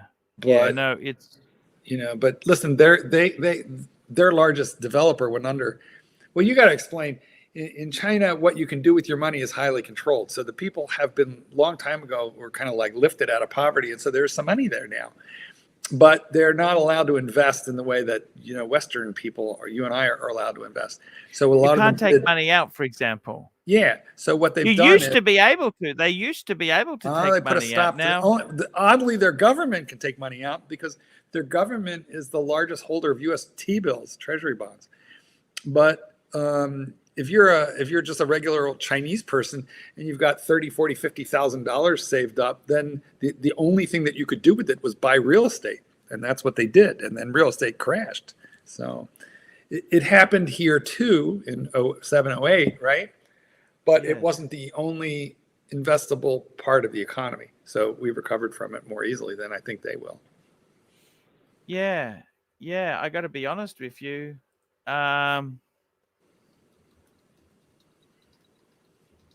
just got a friend of mine who said he wants to do live streaming on my show in the future. This has just got a lead. I got a lead. I've just got to work the lead. I've just sent him a link. We like the leads. This is Marky. Remember the guy who opened that expensive bottle and the cork fell to bits?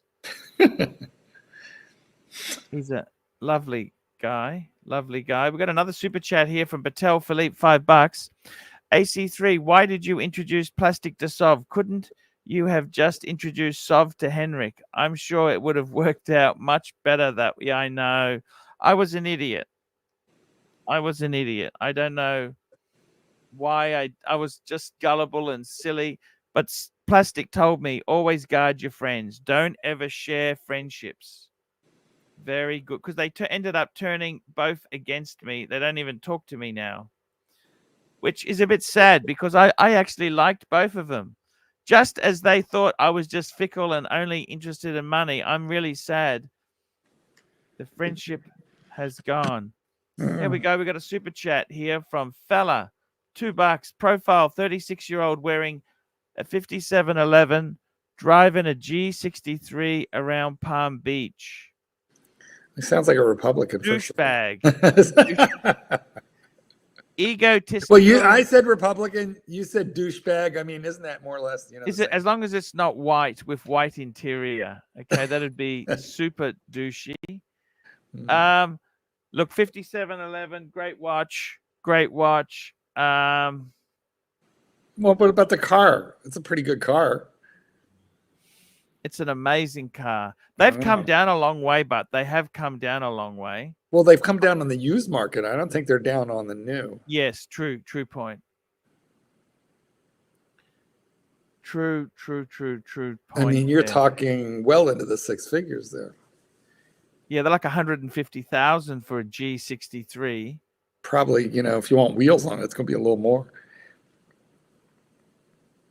Oh, you wanted air conditioning. Yes. Yes. You know what? Um, You know what BMW tried here? I don't know if they're still doing it. Fucking Yes. annoying. The car has like heated seats. The car has Yes. like, remote unlock. Okay. Yes. But they only give it to you for 3 years. And after that, you have to pay a subscription fee to use the Oh, technology. yes. Yes. It's just. What do you think of that? It's disappointing. Tell me what you fuckers think of that. Disappointing. Disappointing. Marky, I got to tell you, it's been an absolute pleasure to be friends with you for so long. It's so cool. We took a couple breaks, like any married couple will. Yeah. But here we are. Yeah. We're still doing it. Yeah. Yeah. I'm just asking, what are you up to? I'm just asking my friend, what are you up to these days? This is my friend Mark. He was doing Uber, but Uber's turned a bit nasty. Why? Oh, yeah, they're always fucking with the drivers. Yeah. It is what it is, Marky. Mm-hmm. But what can you do, Marky? You tell me. What can you do? I don't know. All I can do is what I do, and that is train dogs. I love what I do. I'm so lucky to do it. It's not that easy, You're picking up shit. You're dealing with diarrhea. You're dealing with, sometimes present company accepted. You can be dealing with some pretty neurotic people, and you have to try and keep them happy too. And it can be physically taxing.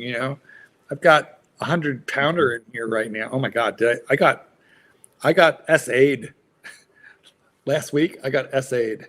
Can I? What does that mean?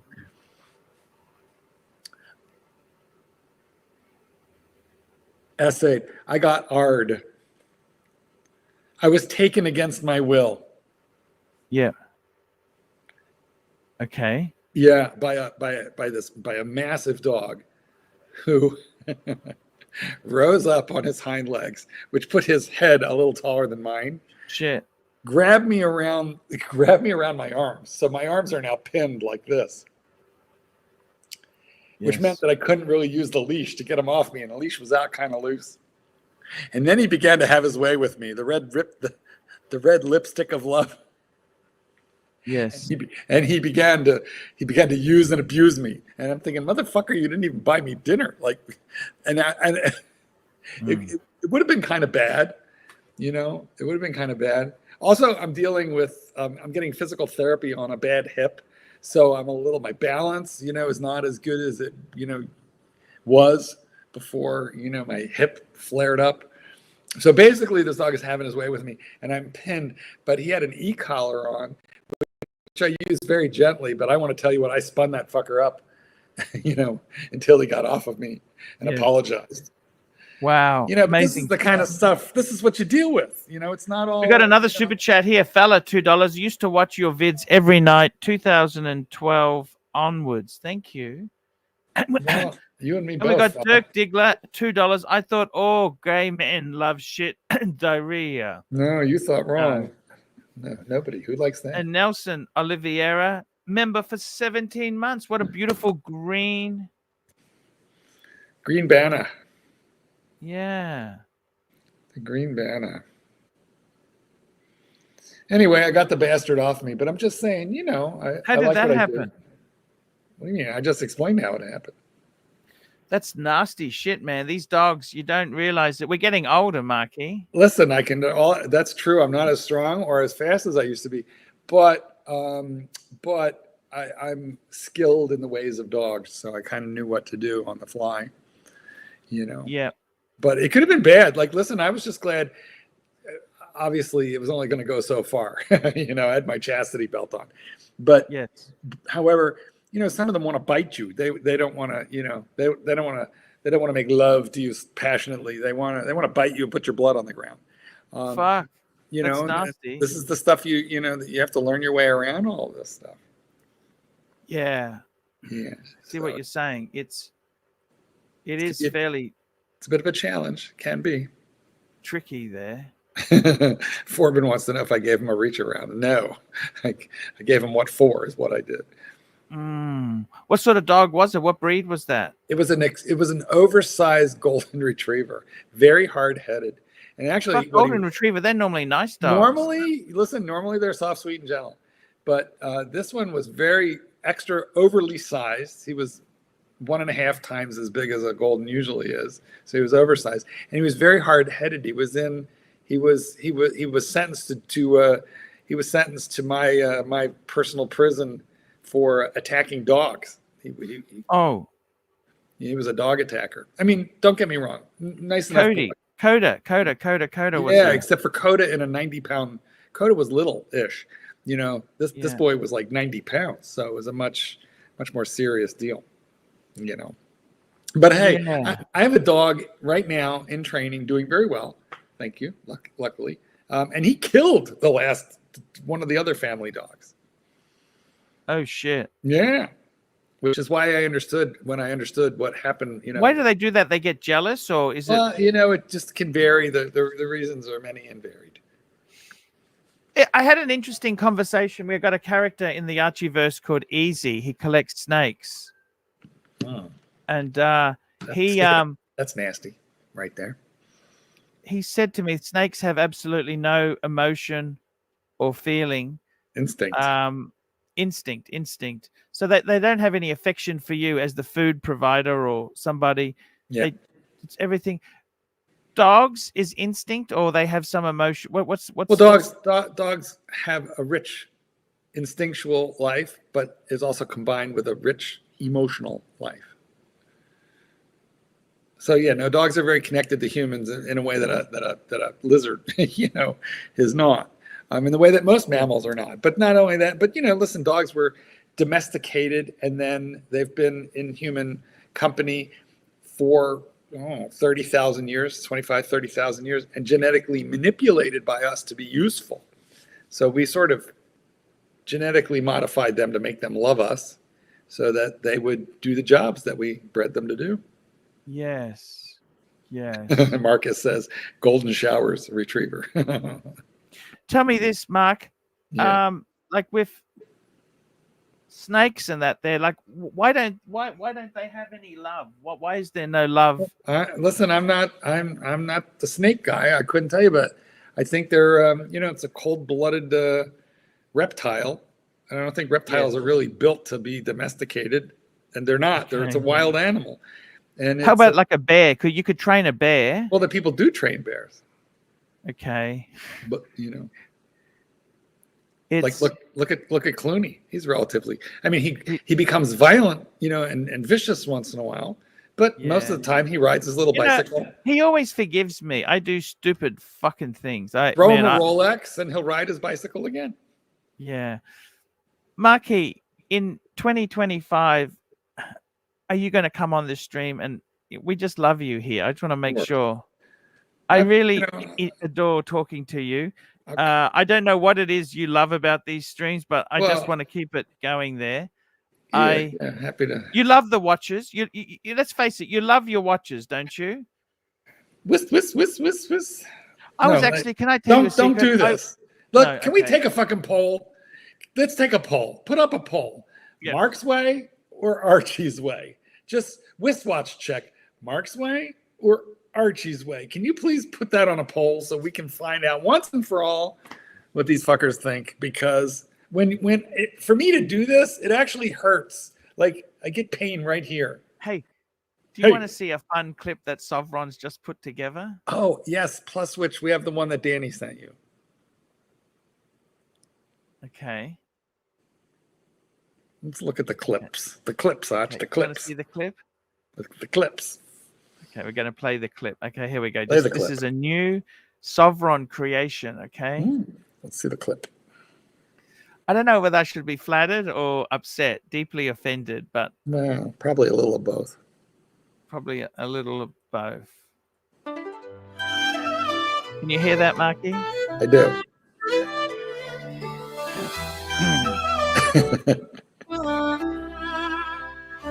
Archie, Luxury jumps on a Boeing jet, leaves behind the family, no regrets. He's got a birthday, I'm your old Shanghai. Eyes are on Mrs. Lai, the reason why.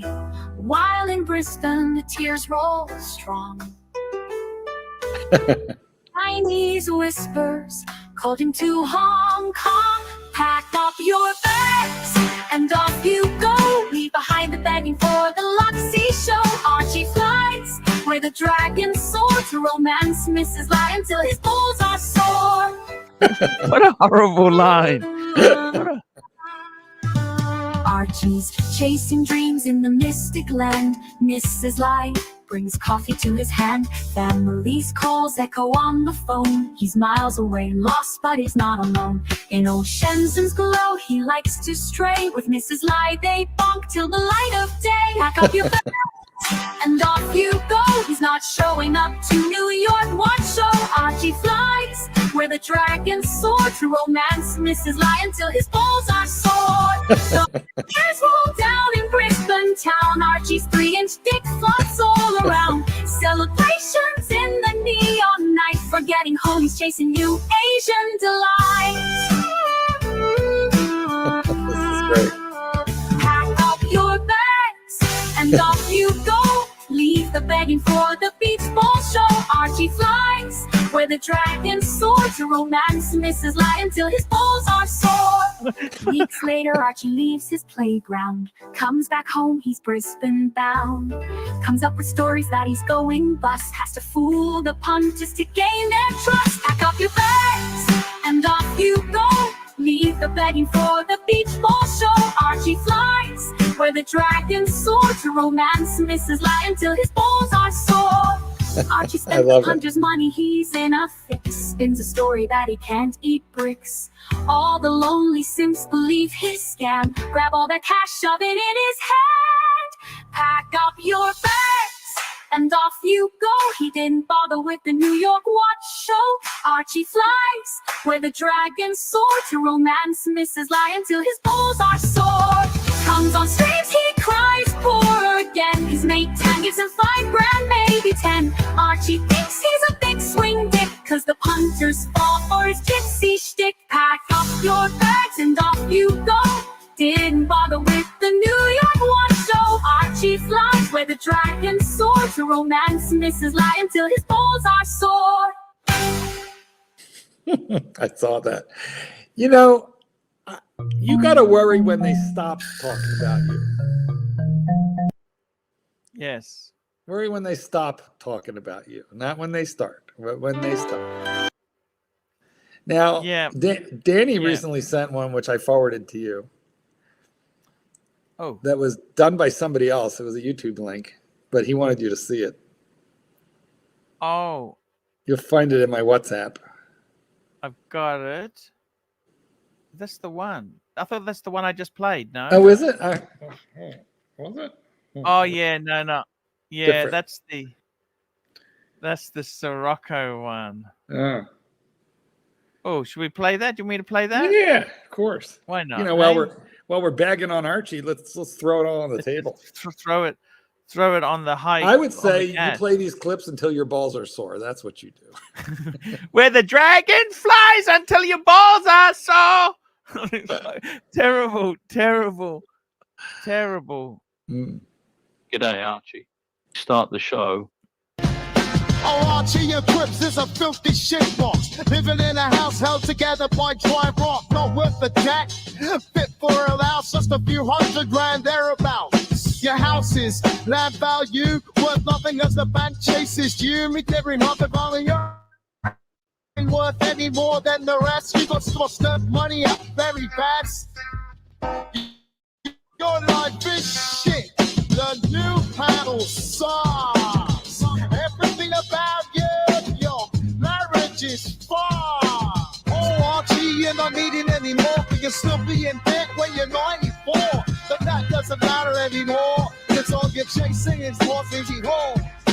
Oh, Archie, you live in house so tried rock. Less value than your 3-inch cock. You got an up down now. out that shit, dog. Cause all you're doing is chasing off smelly twat. Oh, Archie, the house is so you. Right next to the greasy KFC drive-thru. It comes with the dodgy marshmallow safe. Your punches hella far back to place. Archie can scream until you're blue, but your fever and business are both fucked too. At the front door sits a 4-lane black Tonka, don't even looks a fucking council punch score. Oh, Archie, you're not needed anymore, but still be in debt when you're not any for. But that doesn't matter anymore, cause all you're chasing is more sleazy whores.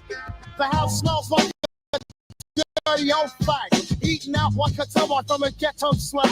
Those homies hear you scream and shout, since the boys got that grinder and rip your fucking watches out. Oh, Archie, we're broken up in true, cause at every dinner you're dressed up like skew. Oh, Archie, you're just not needed anymore. Why didn't you just fucking walk out the door? Walk out the door. Yeah, don't get hit by the door. Archie, you're never listening, true. Now all the talent is shot through. Yeah, man, don't get hit by door. Whilst heading to the four balls of whores. Those balls of whores, they don't get no sword from them weekly old whores. Oh, yeah, no swords no more. Archie, you live in a shitbox, not even fit for a mouse. Oh, everything about you sucks. Very best, oh, Archie, you're not needed anymore, but you Shit on every bloody channel. Beep. What did you think there? I feel that You know, the thing is, Marky, there's some real hatred there. They Isn't really, it's like juiced? friends. You know what I feel like? That quote you told me, there's nothing like a fan who thinks you didn't spend enough time with them. yeah. And Well, I've actually raised that with him. He actually denies it. He gets actually quite upset about it. the truth, of course he does. The truth hurts. Yes, you must admit it is pretty it is true, Marky. You know what I mean? It really is true. There is And, no enemy as vicious as a former friend. But at the same time, yeah. is your guys, tell us in the comments, is his Wi-Fi bad? Is Archie's Wi-Fi bad, or is it mine? Because I see him kind of like getting herky-jerky, and I don't know if that's me or him. Okay. Anyway, Okay. I feel like you should piss off more artists and more musicians, because when they're angry at you, they produce their very best work. They edit videos about you until their balls are sore. I love, where do they get those lines from? Where do they get those lines from? Could not You know tell what you. I mean? Well, yeah, they might. Maybe they're just asking AI to write a song for them. I must confess, I wrote a song about you, and I've submitted it to Danny, and I'm waiting for him to see if he'll produce it or not. But He's we'll see. good like that, isn't he? Oh yeah. He is indeed. He is. I mean, what do you say? What can you say, really? You know, it's I just, feel like they're giving you free content. You should say thank you. thank you very much, guys, for the content. Thank you for the effort that you have put in there. You know, the only thing that would make it more perfect is, you know what would make those clips more perfect? What's that? If they were accompanied by super chats. Like if they super chatted you to play them, that would be like, I know. That would be Fatty's bad. Dry House Rot. There's a few. So mean. Do you want to play this one here? Bert Oh, Expose. I don't know which is that the first one? Oh. I don't know what that. I don't know what. Play it. Let's see it. Also, the one that Danny made, where he's playing the piano. No, I don't. Primarily by forces One's under not very Slobodan. friendly. That's not very friendly. They got some special songs. 30 Danny Goodbye. Today, Yeah, they that's got, a good. these. Yeah, that's a good one. Well, let's play him. Oh, fuck. 30 Danny used to play the guitar. He turned out to be a real fucking cunt. 1 hour later. Lady, boys, and gentlemen, it is with my utmost pleasure that I introduce to you one of the greatest singer-songwriters and talented YouTube musicians of all time. Please give a warm welcome and give it up big time for my friend from the UK, the original, the unimitatable, the man with the golden voice and golden tooth to match his heart. I give to you, Mr. Danny Boy. Take it away.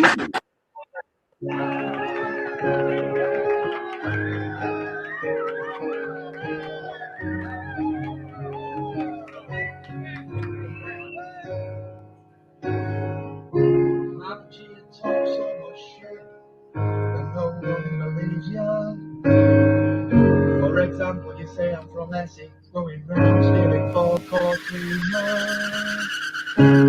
Archie, sit there begging for money, and you start to cry. What's the problem? And you no longer form this line.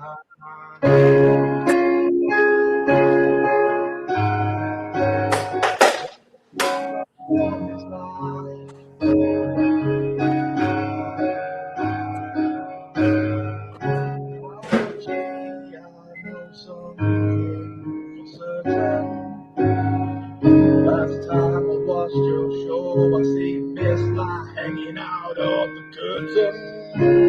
Didn't hide it well, even seen a reflection.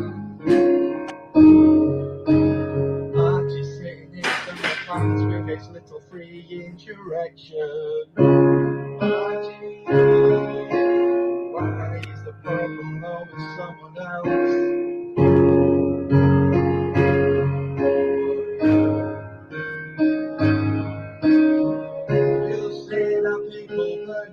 I can list at least 10 that you burn once, then you burn again. Dragging on your shoulders, saying that there is smile. Archie with the viper eyes on, trying to wrap up up in his control. Archie, I've loved you with all the best. Now we're going out stealing Argentina's according to you. And I'm not from Essex, so can you stop this rain? Never asked you for money, even though you always turn up late. And I know that I owe you nothing. I did more for you than you did for me. But I guess the best thing that's come out of this, that you left me with Saffron and Plaza. Now I'm free.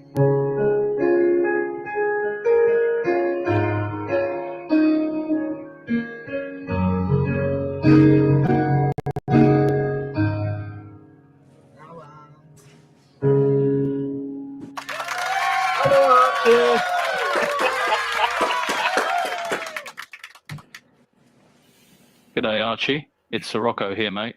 Look, if I may interrupt, I fucking told you not to sit there in your dry rot hovel on your fat ass talking shit. Anyway, get up and do something before this bloody concrete boat sinks like the contents of your wallet at the rub end tug. Oh, and did I tell you? I fucking hated the narc's guts. Still do. Anyway, on with the next clip. You're immature.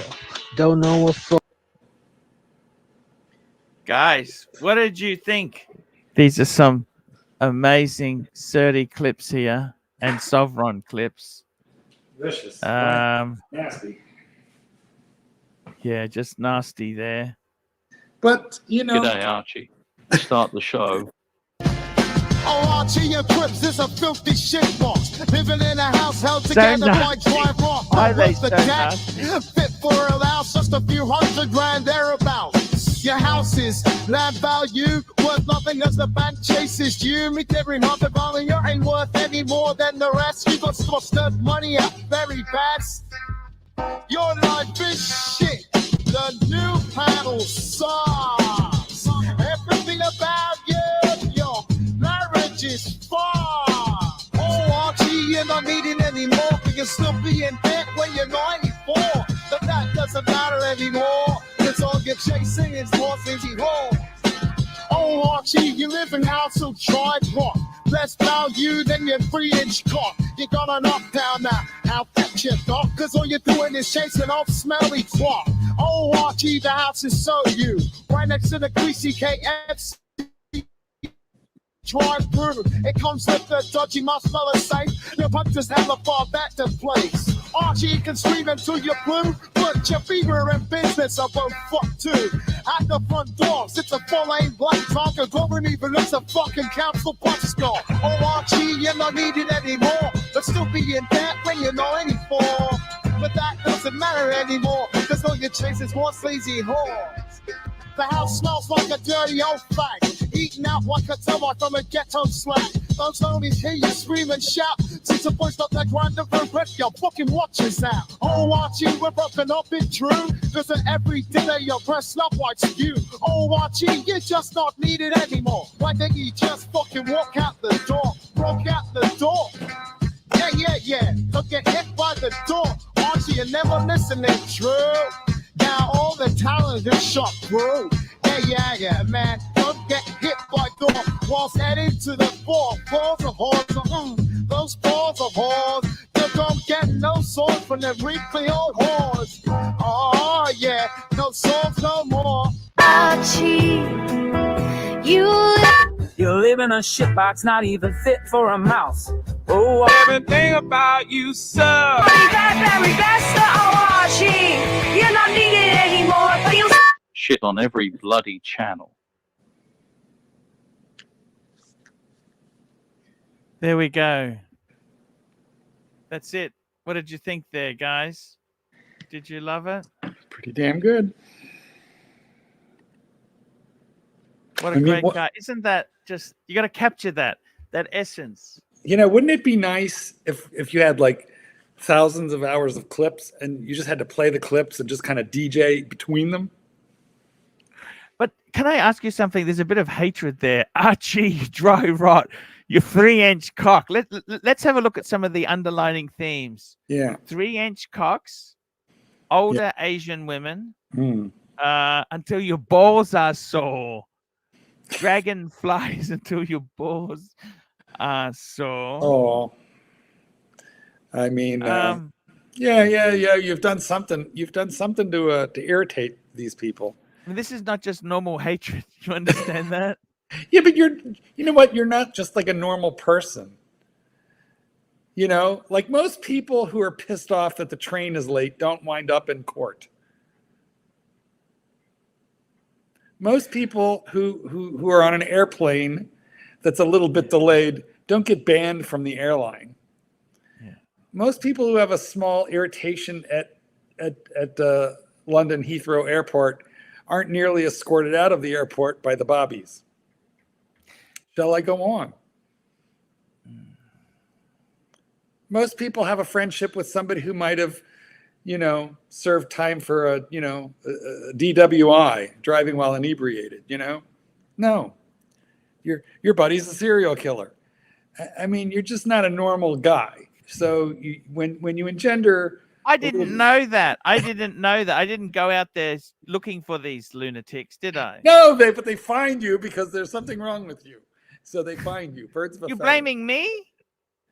I'm just saying, if we examine the totality of everything that I just said, you have crammed more cray-cray into one international YouTube celebrity than anybody else I know. I don't even think I'm that famous, to be honest with you. Oh, you know what? I have a friend who's got 1.5 million on Instagram and over 1 million on YouTube. Yeah. And he's a kid. He's 20, 21. Just bought a Tesla.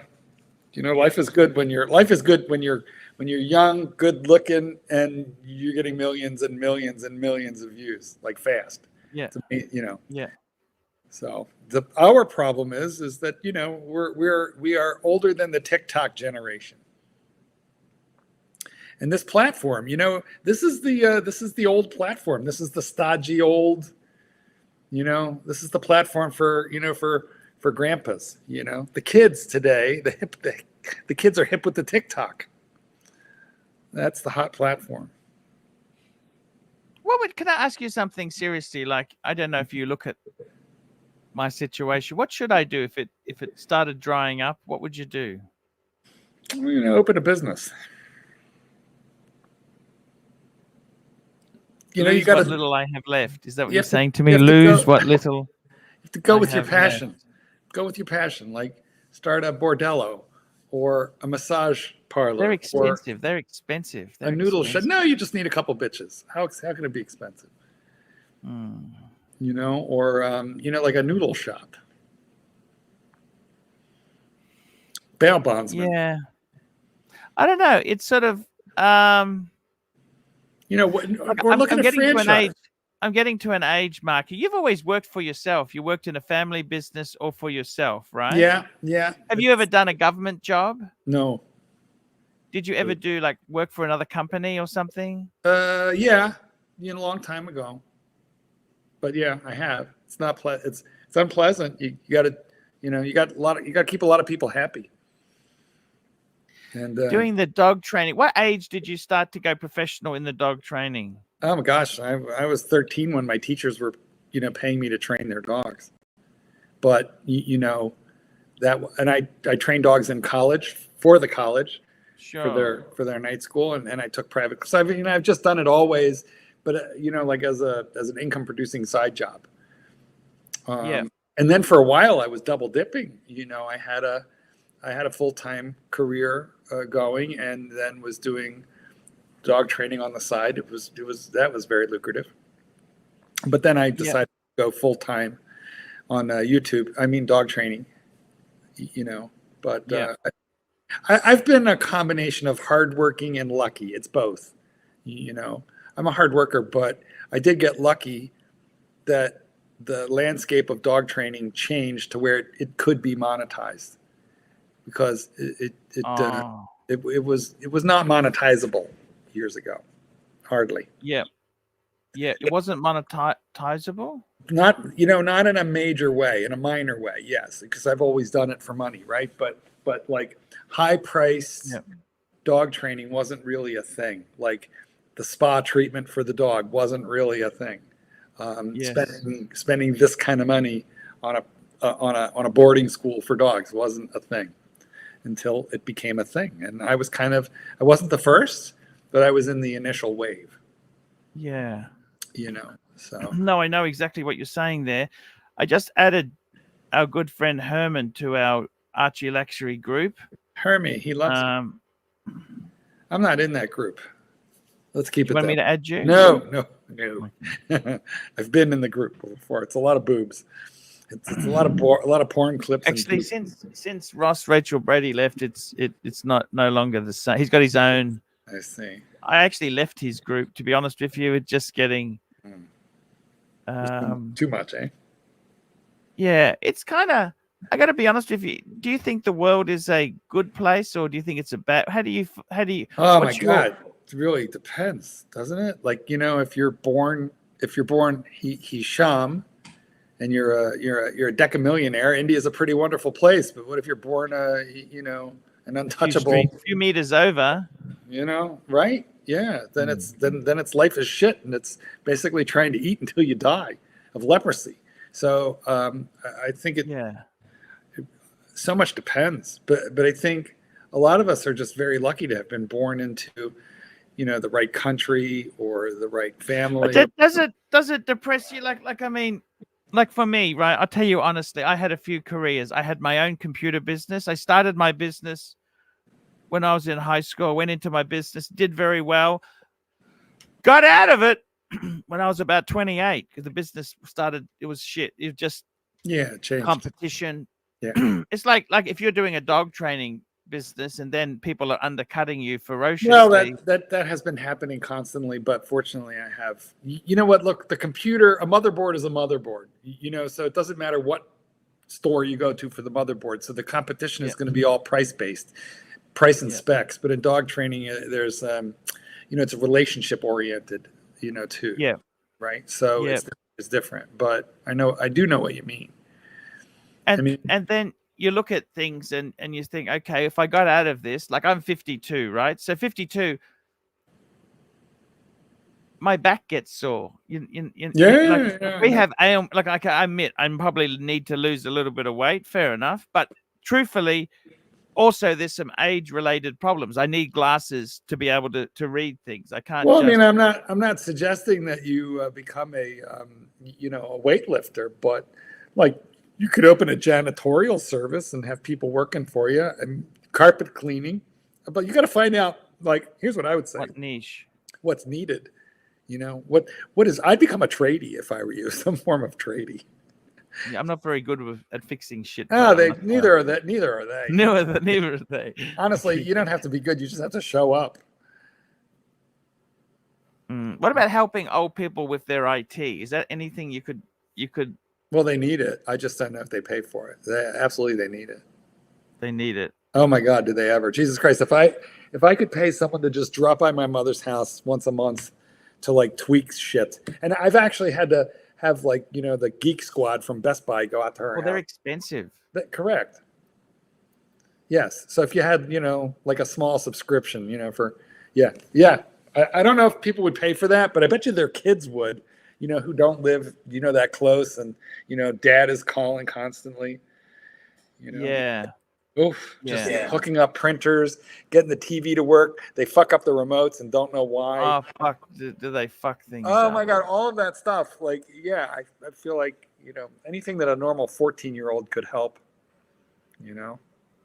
My mom's in her 80s, and she's like, you know, she just learned how to text like last year. Now I'm almost sorry I taught her because, you know, she asks a lot of questions. Yeah. Yeah, I know what you're saying there. It's I mean, is the world friendly? I mean, how do you find the place? Like, I don't it's as friendly as you make it. You have some responsibility for finding your own happiness, and I've had some adversity in my life. You've had a tremendous amount of adversity, and I've had some too. But at a certain point, you know, you have to you're gonna make the glass half empty or half full, and, you know, do you have food, clothing, shelter? Those are the basic necessities. I know you do. I do.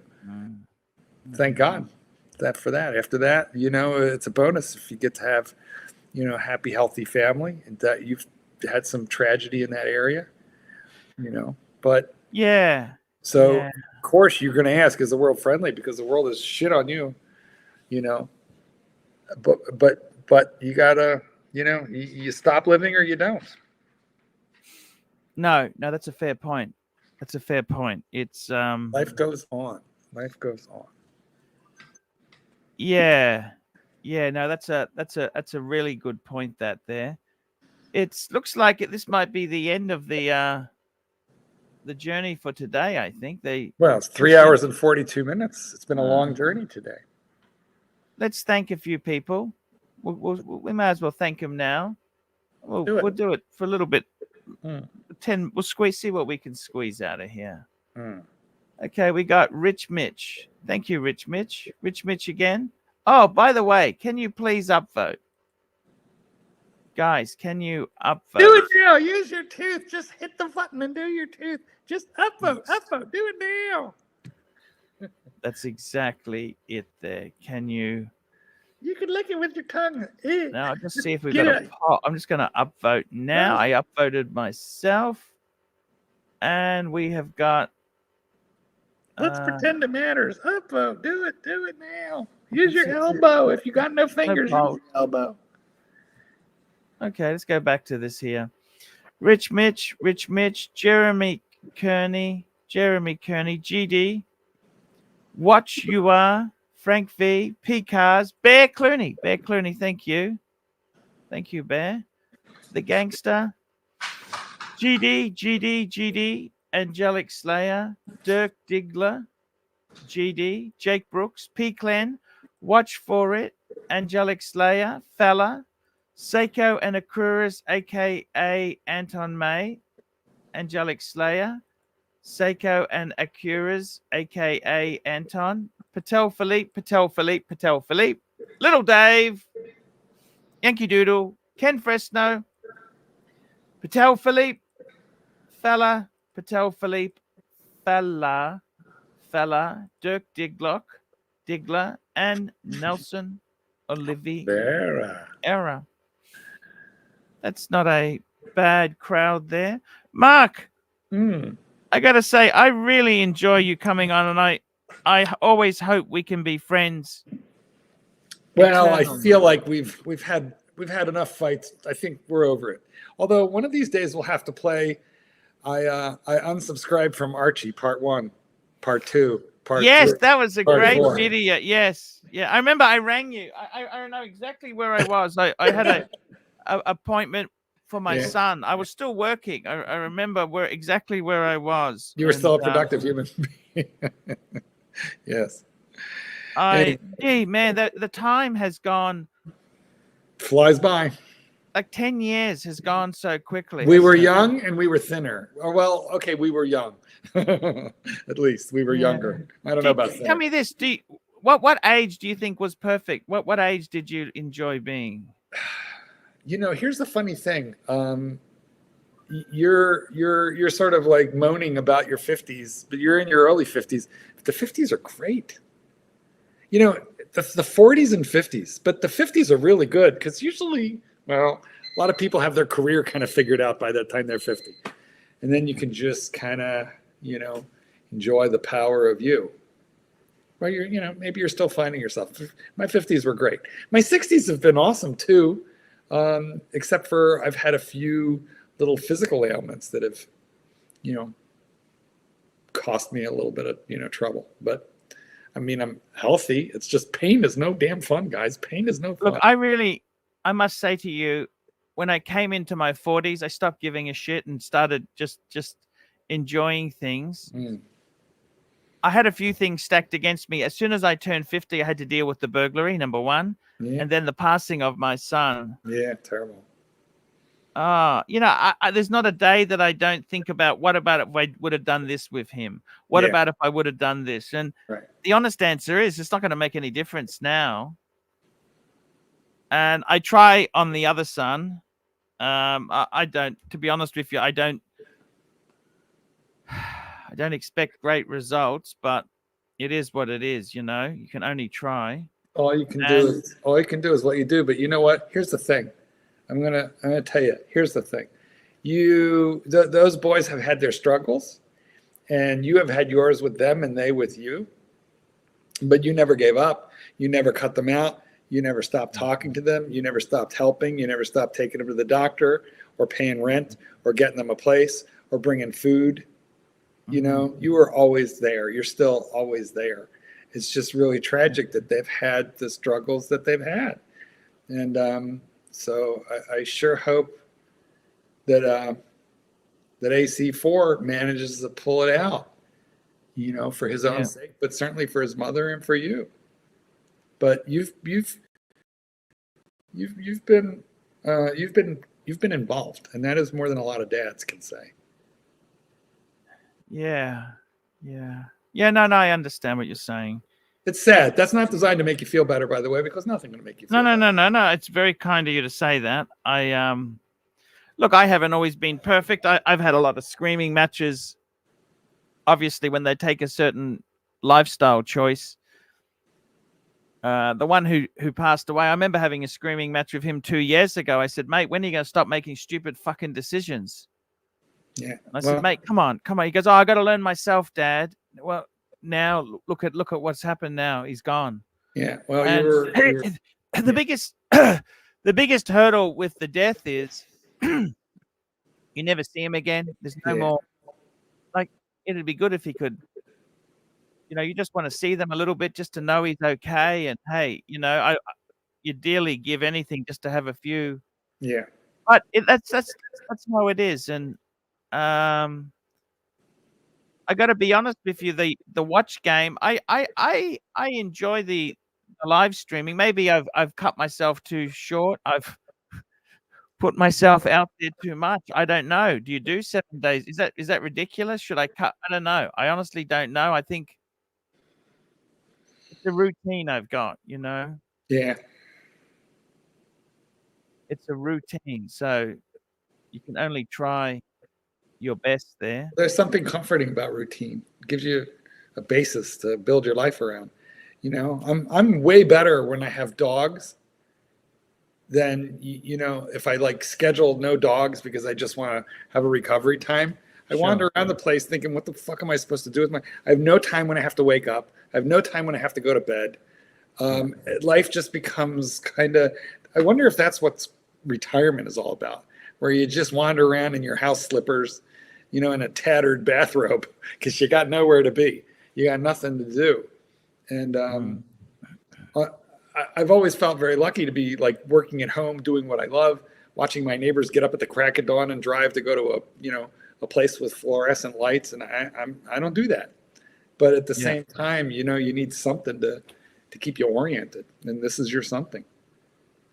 Speaking of something, look who we've got joining us now. Hello. Hey, boys. How are you? Yeah. Hey. How's We are everything going? fantastic. Good, man. Good show. Good show. There was a lot of interesting things today. Yeah, it's an amazing. I think the world goes forward. That's the most important thing. Things will keep happening. That's the important thing. Yeah, exactly. And Certainly, Danny's suggesting maybe you should go into the music business, Archie. What do you think about that? do you like those clips?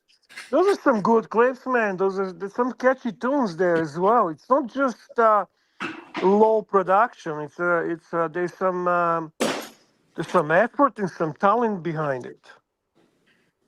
I don't see them as hateful, to be honest with you. There's a lot of effort involved in them. I mean, you say like a 3-inch dick and. Yeah, but I think that's funny. There's nothing that nasty there. Who there's cares? nothing hateful there. Yeah. It is funny. It is funny. It makes It's you laugh. hilarious. Yeah. Look, it's actually tastefully done. Yeah. I mean, agree, the comment about being out the front of a council bus stop, I mean, that's kind of upsetting. Or the 4-lane highway out the front. Okay. No. So listen, you can always distinguish what's hateful and what's not. The hateful is when people actually try very hard to hurt you. Yes. I did not know that, Tan. I mean, it's okay. It's okay. You should think of those as love songs.